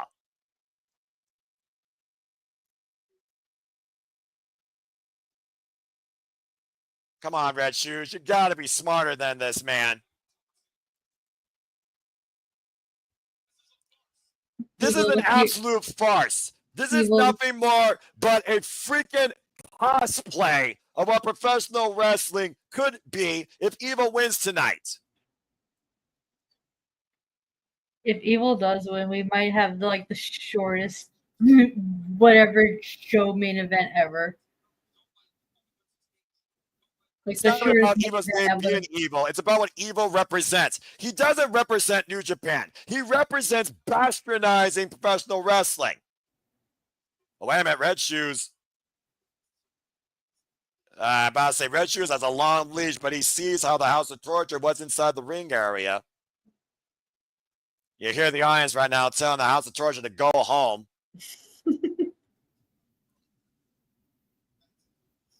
Yeah, go back to the house you came from and get freaking buried in it. Monster House style? No, the Monster House literally was a house that actually was worth looking at. Evil right now trapping the legs of the Alpha here. And you see right now how Evil is working on the base of Konosuke Takeshita, trying to take out that explosive nature and speed. You see right now the Alpha grabbing the ropes, though, and again, Evil using the 5 count to his full advantage. Again, the Alpha has to overcome everything. He has to overcome the fans that might support Evil because, to your point, he is New Japan. He has to overcome the entire house. He has to overcome the wear and tear of the G1 Climax. There are so many factors against Konosuke tonight. It's ridiculous. Oh, look at this. Chono at the Japanese announce table. Sia and Evil with an STF. And quite a different outlook here as the Alpha finds his way to force the rope break.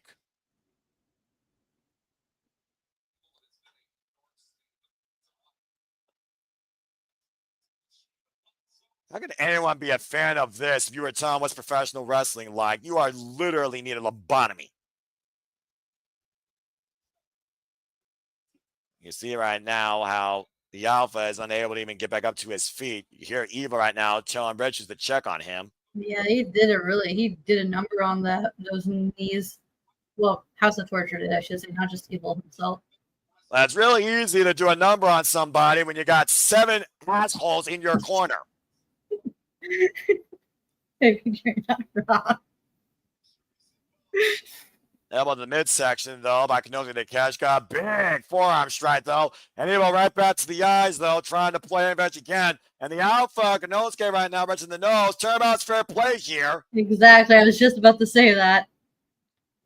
But you hear the audience, though, booing Konosuke Takeshita. Are they booing Konosuke, or are they booing this actual presentation in the ring right now? It's really hard to say.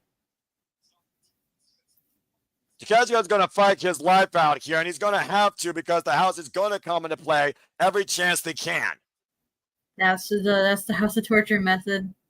It's a formula that works for them, as played out as it is. Again, you see Red Shoes distracted by Evil, like, Konosuke wipe it out!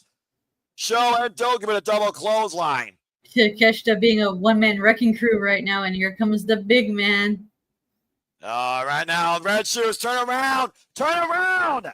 Looks like Takeshita's about to fight him off, or so I thought. Yeah, Don Farley right now attacking the midsection of Konosuke. Konosuke, no way. No way. Oh, you wow! He lifted up the big man. That probably did a number on his knees and his back, though. Good Takeshita's Lord. not going down without a fight. Well, maybe that means Don Farley won't be able to get up. In Rock Romero, you see the only man actually obeying the rules outside the ring area. And Konosuke Takeshita might be looking to fight and wiping the house on the outside. Trying to wipe out as much of the House of Torture as he can, and hopefully it doesn't take too much out of him because he's still got Evil to look like, But again, also further damage to those knees. Again, adrenaline's a hell of a drug as he hit a perfect tope con hello, wiping out 3 members of the House of Torture. Trying to even the odds as much as he can without taking too much damage himself. That's one of the best things Romero's done since joining the Don Callis family, taking 2 idiots backstage. And it looks like Red Shoes now. Wait a minute. Done the entire house to leave the ring. Looks like they finally been busted. So we might finally get a one-on-one bout here. Took him long enough. Right, Noah? And in the meantime, Romero's no problem helping to take out the trash. The only thing he's missing is trash bags to suffocate them. Yeah. And again, right now, get the young lions, get the entire Japanese law force to lock these guys up.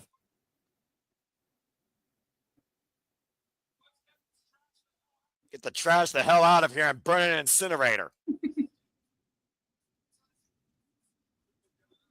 Sometimes you need a good stooge to outweigh a bunch of evil assholes. And Roger Mail's that tonight. Now, Evil has to actually try and do something on his own.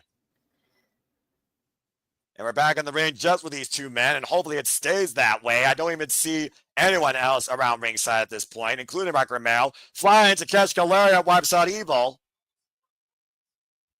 As Konosuke Takeshita is trying to preserve what he believes is the sport of pro wrestling in its purest form.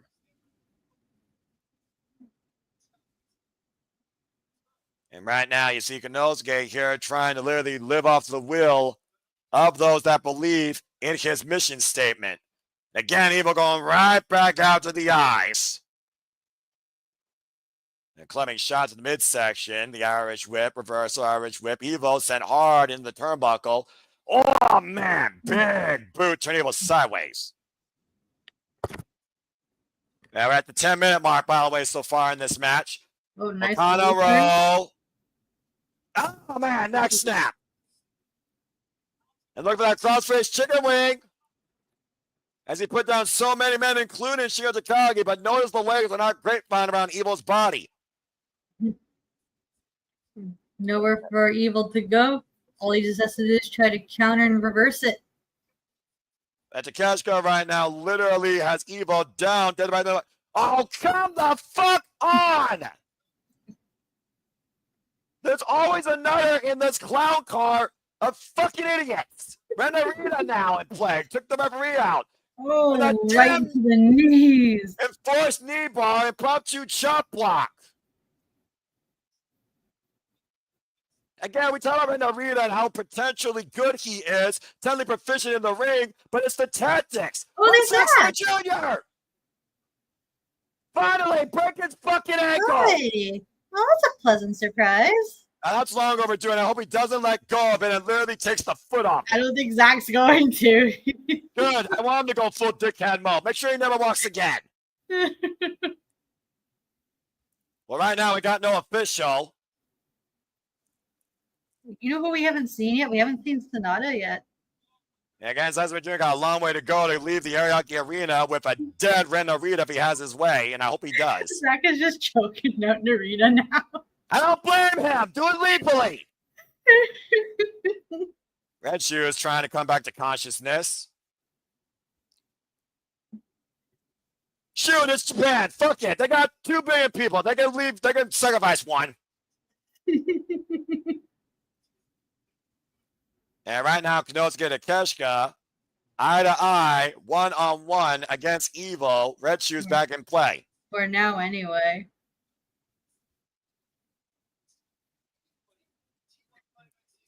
Now they're both exchanging blows and exchanging forearm.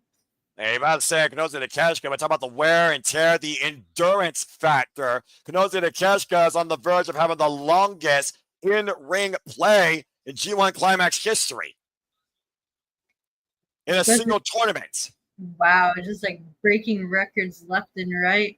And thank you, Chris Samsa, for that stat, giving that to Chris Charlton, as I overheard. Konosuke right now getting the better of this exchange. See if Eva actually has a strong spirit. Oh, and a kick right to the left knee. Targeting that injury. That's a smart move on Evil's end. Went for the power, went for that freaking world-class elbow. Rolling elbow by Evil connects, wiping out him with a lariat. Cover by Evil. Gets a 2 count.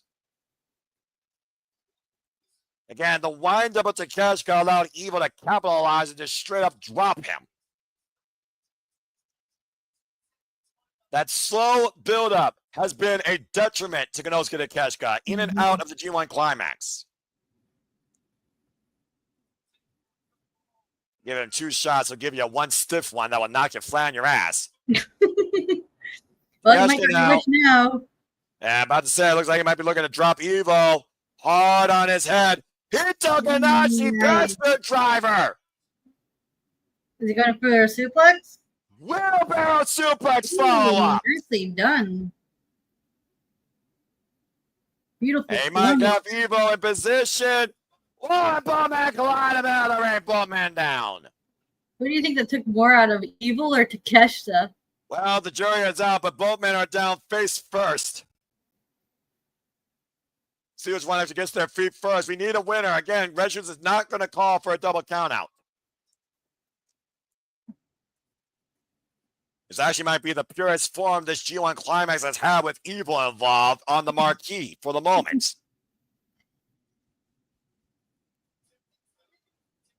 And right now, Red Shoe is trying to force both these men's wills, starting a double down count.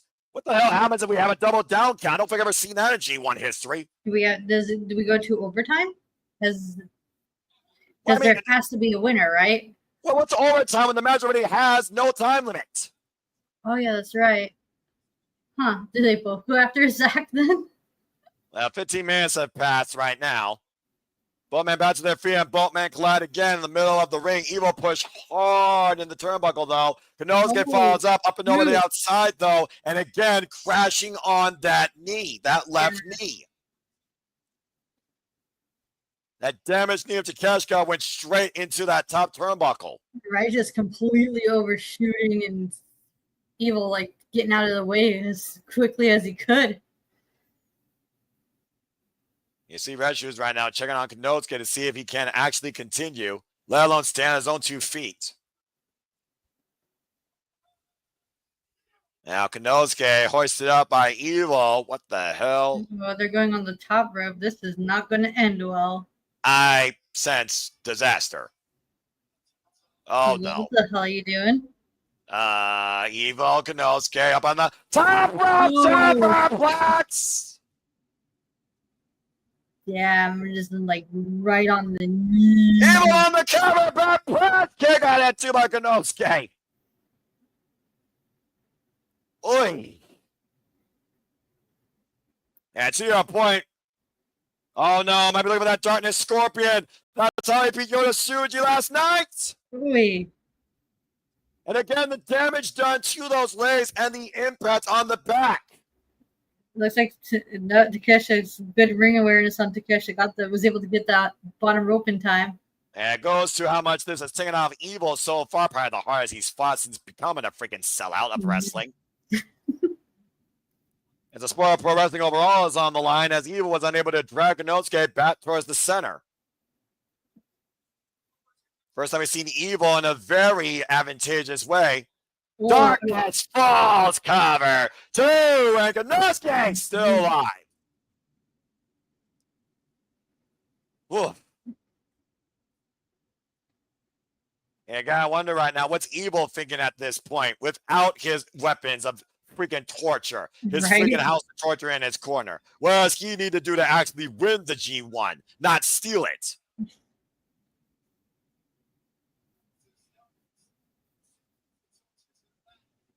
Again, all the referees, all the young lions, and Rebecca Romero have sent the House of Torture to the back, Zack Sabre Jr. included. Right? Even Zack's sick of this shit. Everything is full Nelson, hooked up, hoisted up. Oh, I thought I was going to get Raging Fire. Wait a minute. Oh, wow. Nicely done. Exploded suplex on the Alpha. But it did a number on him as well. Especially with that knee and how it's able to hold up. Yeah, again, those explosive bursts of offense, though, by Konosuke and Takeshita have been difference makers in these matches. Evil's still looking, though, to win, to stop this star power on the rise, it feels like. Look for everything's Evil. Nope, counter again. Everything is Alpha! Cover by Konosuke, people's oh, man! Damn, he almost won. He almost beat Evil using his own move. And that's how much Konosuke is willing to go to prove like he is the strongest in professional wrestling. Injuries be damned. Outsider tagline be damned. Right. The Crunch Guy hoisting up Evil. Blue Thunderbomb cover 2. Got that. Yeah, no one wins with a Thunderbomb. Ash, don't you start with me. Am I wrong? I hate. The Alpha right now staggering to his feet. Yeah, I was about to say he's just stumbling right now. Taking to the top rope. Yeah, more people right now might be actually willing on the Alpha here. Again, though, I'm not sure if Konosuke can find the footing, though, for this high-risk move. Climbing very diligently. Konosuke has on the top rope. Drops the senton. Cover to win the G1. Kick out at 2 by Evil.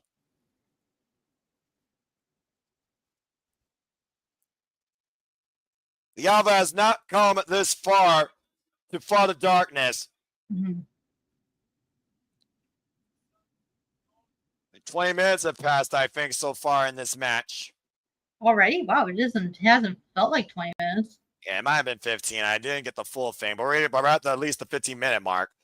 Hoisting him up, Raging Fire, countered by Evo again. Evo gets to the midsection. And, oh, wow! Reverse Evo! Reverse Evo, too! Oh, God, it could not take it down 2.5. Wow. You turn that neck breaker into a reverse. Everything is evil. That was a close near fall.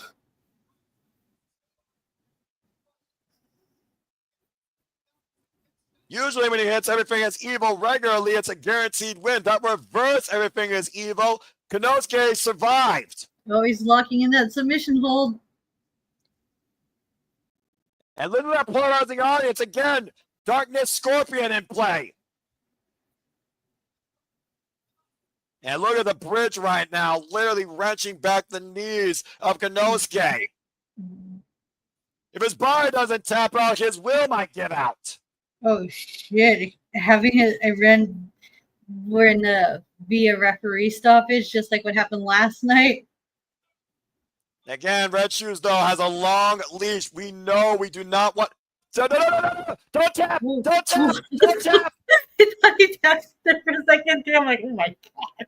About as if Konosuke realized how close he was. Again, the referee's call. He could have called that to be a submission, but thank God he didn't. Right. Konosuke literally pulling everything he has left in his body to try to survive, to stay alive. How strong are you, Konosuke? Oh, and just got this. And he breaches the ropes to force the break. Yeah, that was way too close. Holy shit. Getting way too worked up here. I'm going to have a fucking heart attack before the end of this week. That was way too close for comfort. You think? Boy. I almost wanted if Konosuke actually did it, try and bait Evil just to let up on the hold a little bit so he could actually reach the ropes. I almost wondered if that was like a desperate tactic to try and just trick his opponent. Much like how Evil does with Bell, yeah. And listen to this audience, it's insane right now. Boy. Darkness looking to become the light of New Japan Pro Wrestling, and Konosuke collapses off the attempt at everything is evil. That was smart of him.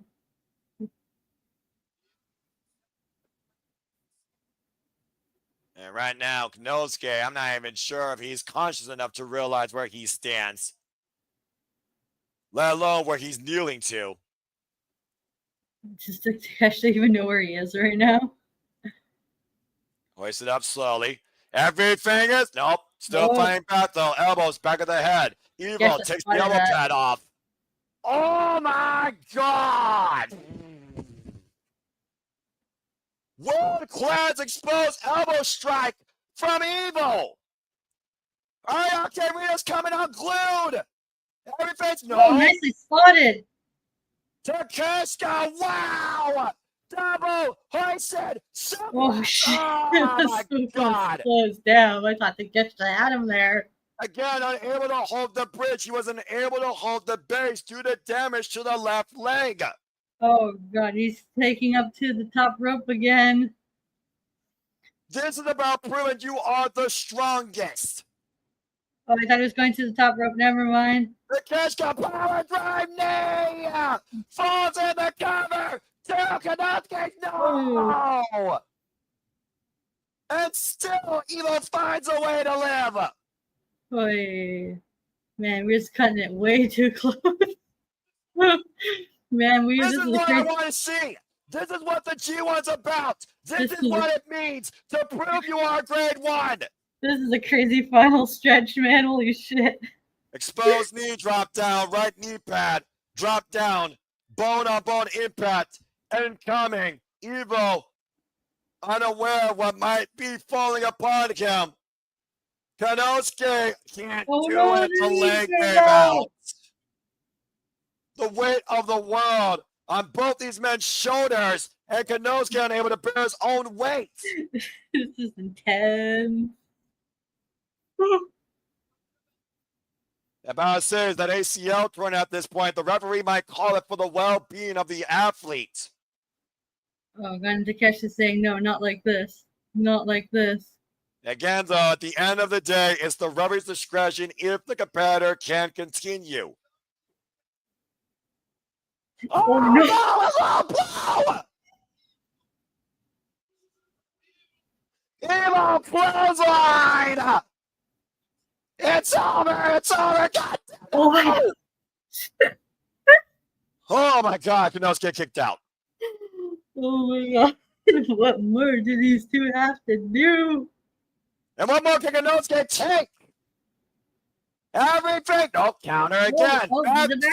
Backslide. Drives it in. 2.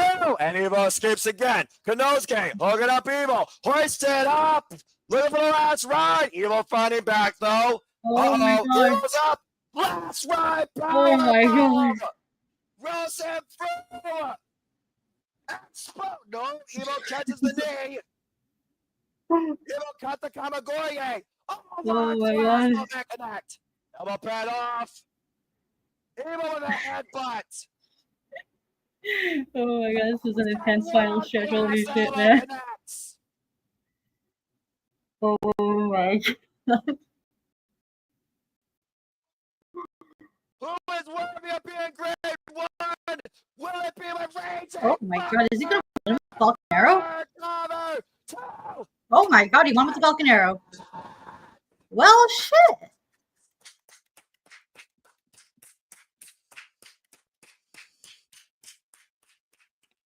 Thank Christ!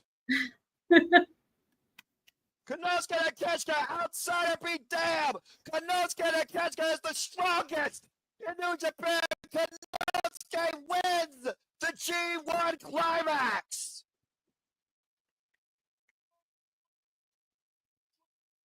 "26 minutes, 26 seconds. And Konosuke Takeshita with the longest total match time for a single G1 Climax. What a run! The uncrowned king has finally been crowned. And darkness has fallen in the best way possible. Hey, that was a holy shit. Those final stretches were so goddamn intense. You think? Yeah. Nicely done, Takeshita. Very well earned, very well deserved. I will say this, and I may never say this again. Hats off to Evil, who fought on his own when his back was against the wall and he had no tricks at his disposal. He literally fought the strongest I've seen since leaving Los Ganames de Japón. But at the end of the day, the strongest wrestler won. And that man is the Alpha Konosuke Takeshita. And then come wherever he's going to call his shot. Well, first off, we of course have the ceremony. There you see the G1 Climax flag. Yeah. And those banners, of course, showing the previous winners in G1 Climax history. We named a few of them, of course. Names like Kazuchika Okada, who won 4 G1 Climaxes. The ace of New Japan, Hiroshi Tanahashi. Of course, we talked about Togi Makabe, Satoshi Kojima. We talked about Kota Ibushi. And, of course, last year's winner, Zack Sabre Jr. Now, Konosuke Takeshita will forever be known as Grade 1 in New Japan Pro Wrestling. Oh, my God. We got I was about to say wherever this takes place, it thus concludes the series between he and Zack.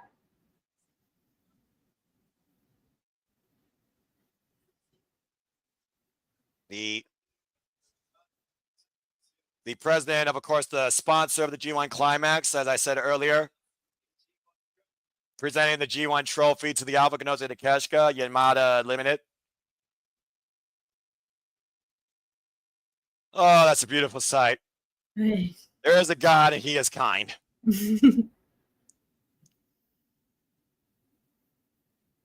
little bit of photo op here for the Alpha Konosuke Takeshita.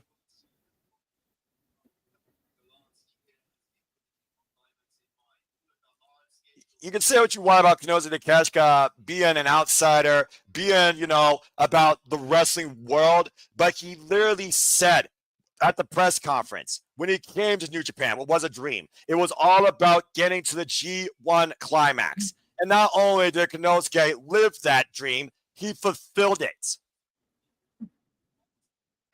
I think it's safe to say after this tournament, he's proved himself to the New Japan fan base. Yeah, I don't know what else you got to do at this point besides win the Attitude Era Championship to prove otherwise or garner their respect. And of course, the band that, of course, on the official theme here, Entry Boys.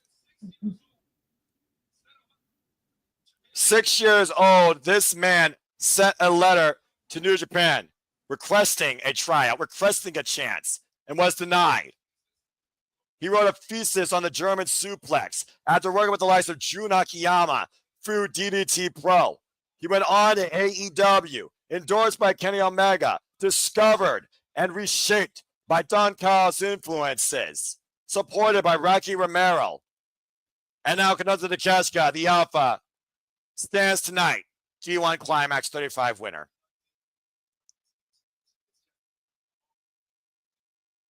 Konosuke Takeshita did not just become literally the strongest in professional wrestling, he's the strongest in the whole damn building. To your point, Ash, listen to the fans. Takeshita chance raining out loud and proud. Oh, nice. He's definitely earned the respect of the New Japan audience, New Japan fan base, especially the locals. Damn it. And tears in the Alpha's eyes, whether or not that's just the searing pain in his body, which I'll probably feel tomorrow, or just capturing a lifelong dream in this moment. Let's go ahead and hear some words from our winner. I did it. I did it.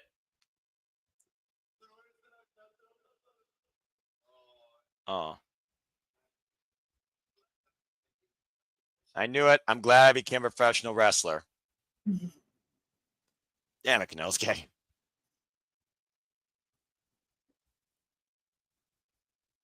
Woo, boy. See what else I got to say here.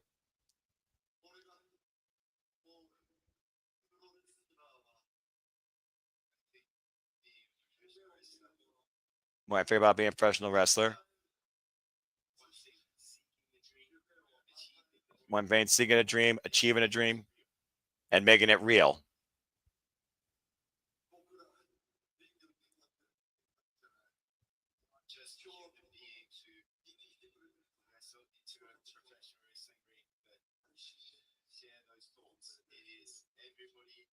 It's not just a professional wrestler, a human being that works in this ring that shares those thoughts. It is everybody that has a fan. It is all of you that will us on to be this strong. But one thing you should know,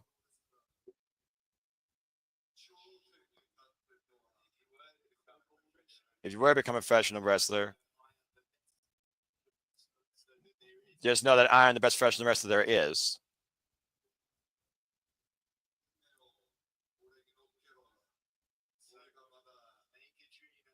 So make a dream out of me.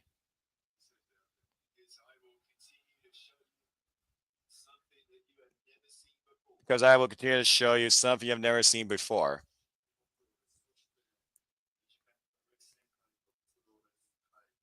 New Japan Pro Wrestling. In the entire wrestling world.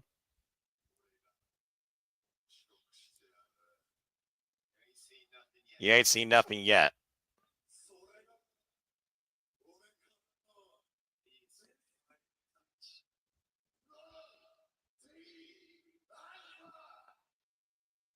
May my message be heard around the world from the Alpha.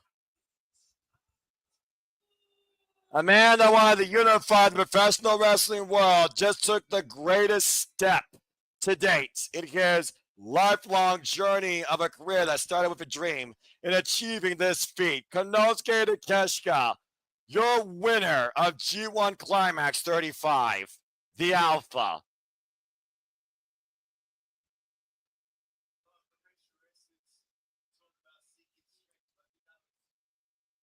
A lot of professional wrestlers seek retribution. They seek solitude.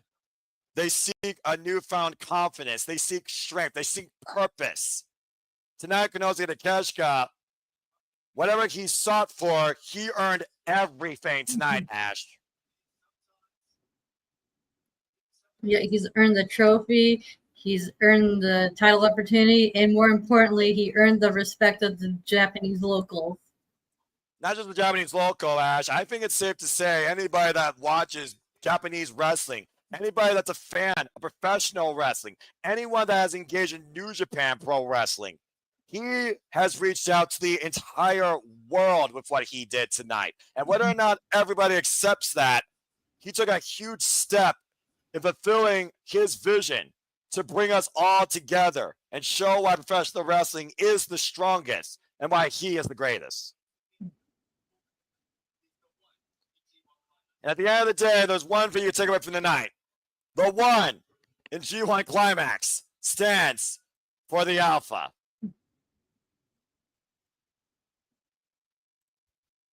Boy, oh boy, what a ride, run, and a tested endurance to the finish for Konosuke Takeshita.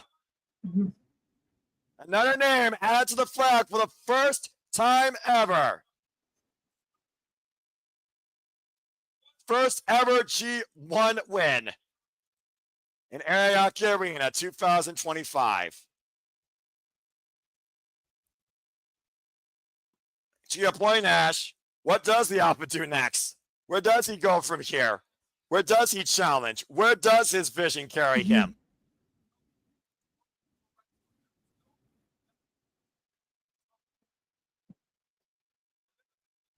Something tells me that he's going to call his shot at Wrestle Kingdom 20. To try to grab that title at the grandest stage of them all for New Japan. Well, the biggest focus for a G1 Climax winner is pushing forward towards the next step. You proved you're grade 1, but can you prove to be the champion in New Japan Pro Wrestling, let alone the champion of professional wrestling business?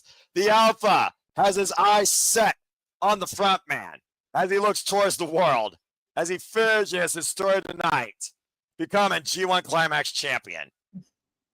And boy, is he paying the price for it. Absolutely. This win was well earned and well deserved. Bar none. Well, I'm sure that he's going to have a post-match comments here, Ash, but I mean, goddamn, what do you say after that? Holy shit, I was cutting it way too close that moment. Yeah. Oh, yeah, that was like crazy, like really ripping my larynx apart. Continue what you were trying to say. I was about to say, that was a crazy final stretch of the match. Like, holy shit, especially like those last 10, 15 to 10 minutes. Like, holy shit. That's the hardest I've ever seen Evil fought for anything since since the pandemic itself. I mean, can we see more of that, Evil, please? Like, less shenanigans, more of that? The jury is out. And again, folks, as New Japan Pro Wrestling continues, we don't know when the next New Japan America show is going to be, but we know coming up next is the Destruction Tour. The Destruction Tour, of course, will lead for, I imagine, the Super Juniors Tag League, and I think King of Pro Wrestling, and of course, Power Struggle, with further events to come in collaboration with other partners, including a Historic Crossover. That's coming back as well. We also know, of course, that we'll have the Road to Tokyo Dome and the World Tag League. And as far as the NWW America brand, the Global Championship, we'll just have to stay tuned for updates. But I can assure you this, regardless where we go from here, you will see me, and I hope to see this fine lady here, my young bug and baddie friend in wrestling, Ash. We will be back here in some capacity to bring you in to Wrestle Kingdom 20 in the Aces final match in his illustrious career. But the final match of the G1 Climax has finally been put to rest. G1 Climax 35, your winner once again, the Alpha Konosuke Takeshita. And there really isn't much more to say about that. At the end of the day, we're going to have to see what this means for New Japan going forward and the wrestling world as a whole going forward. A huge win for AEW, a huge win for DDT Pro, and even massive first-time moment for New Japan Pro Wrestling. Everybody needs to watch out what is ahead for the Alpha. That's for sure. Absolutely. It's just, oh my God, what an intense finals. And of course, Ash, we know the Forbidden Door welcomes New Japan Pro Wrestling in, so just bring people up to speed. It's late enough. People are probably going to watch this and going to realize that we're going to spoil Collision, so just give you a little bit of an update. So let me just give you a warning. 5, 4, 3, 2, 1. We know Forbidden Door, we are going to have Gabe Kidd part of that insane 10-man lights out steel cage match. That's right, folks. Gabe Kidd, the Higher Mercenary, will be back in the Death Riders corner with the Young Bucks taking on Ospreay, Darby Allin, Hiroshi Tanahashi, and the Golden Lovers, Kenny Omega and Kota Ibushi. We also know that Sexy Virginia will be defending the IWGP World Heavyweight Championship in the O2. That is 1 week from today on August 24th. His opponent, Nigel McGuinness, the former Ring of Honor World and Pure Champion, British royalty in wrestling. You're about to see bloody techers collide for the first time ever for the richest prize in New Japan Pro Wrestling. Again, the condition of that neck and the shoulders, that London dungeon plays right in favor for Nigel McGuinness. Heavily, Ash. Absolutely, yeah. Oh, man, I cannot wait for that match. I'm going to get so turned on. She means that in a polite way, and I actually agree, being the simple man virgin of the Simple Lab Studios. That's a whole different conversation. We, of course, also talk about earlier Hiromu Takahashi stepped through the Forbidden Door and will challenge Kyle Fletcher for the TNT Championship. Forbidden Door is going to be absolutely fucking nuts. We got Thomas Tony Storm versus Funa, Raymond Katsuchika Okada for the Unified Championship against Swerve Strickland, Heyman and Page versus MJF for the AW World Championship. The Hurt Syndicate ways to find out whether they challenge FTR or Brodito for the AW World Tag Team Championships, and Edge and Christian come back together as a tag team to take on Kip Sabian and, of course, Nick Wayne. And again, folks, we'll keep you up to date with what's ahead in New Japan Pro Wrestling, All Elite Wrestling, all the wrestling here in the Simply Reliable Studios. It looks like Konosuke is going to have some backstage comments here. Of course, you all could probably keep up with all that via njpw1972.com. I'm sure we'll get more feedback on the Alpha come tomorrow, Ash. I expect you to probably give like an update on that. Of course, bring more of your young punk nature and content to your channel. But I think, honestly, this has been nothing more but an absolute pleasure to bring our love, our outlook of New Japan Pro Wrestling towards all of you. So I think we'll get ready to wrap up here and conclude. So, Ash, closing remarks on tonight and hype for Forbidden Door. Oh my God, this was the crazy G1 finals. And as for Forbidden Door, I am just going to be watching the matches I'm looking forward to. I'm still not quite sold on the pay-per-view yet, but yeah, I hate to say it. I'm not really feeling Forbidden Door this year, but there are a couple matches I'm going to be watching. Well, you know me. I'm the crazy son of a bitch that watches all things wrestling. So you'll see me on screen reacting and commentating, whether it's with Ash, James, Walter, somebody else, or I Joey Styles it. My passion for professional wrestling will never be let up for anybody in this business as long as I have oxygen in my lungs. Again, Ash, we love you. An absolute pleasure. Where can the people connect and find you? Again, shout out to Stampede, by the way. You're an awesome fellow. And thank you, Sandy, by the way, for all your support tonight and your outlooks. You can follow me at X, the app formerly known as Twitter at ShadowBadAsh, and subscribe to my YouTube channel, Baddie for Wrestling. Don't be a dickhead. Dickhead. And again, if you want to engage further with me, I host the predicting, I call all the wrestling, I lead all the predictions, the Predictions League. Find me if you choose, and Foster9016 on the X and on YouTube. But as always, I'd like to conclude, there are no winners, there are no losers, there are no betters. Just fans of opinions with this passion we all share. At the end of the day, folks, support one another, respect each other, protect your mentality too, treasure your families, and just enjoy life and enjoy professional wrestling. It is truly as simple as that. But with that being said, thank you so much once again for tuning in to another alternative watch-along coverage for New Japan Pro Wrestling here, courtesy of Simple Lab Studios. I truly appreciate and thank all of you on behalf of my entire family. Please like, subscribe, comment, tell a friend. Truly don't be a dickhead. Subscribe to this person. She deserves the love. Most of all, it is an absolute joy to have her part of the fun, commentary, and giving her thoughts. And I know that this is definitely not the last time you're going to see me and her called New Japan Pro Wrestling. I guarantee you that. So again, folks, We'll keep you in tune on what's ahead. Stay tuned for more content. Stay tuned for what comes to light in and out of professional wrestling. But truly, until next time, make a positive impact in life. On behalf of my friend Ash, to Sandy, to Safet, to Charles, to all of you in the chat, first time or always following through, stay tuned to NBW 1972 for further updates regarding the Alpha spots on the win. And I'm sure we'll talk more about it down the line too. And we will see you next time in the Subaba Studios. Have a good night. Goki Genyo. Sayonara. Bye-bye.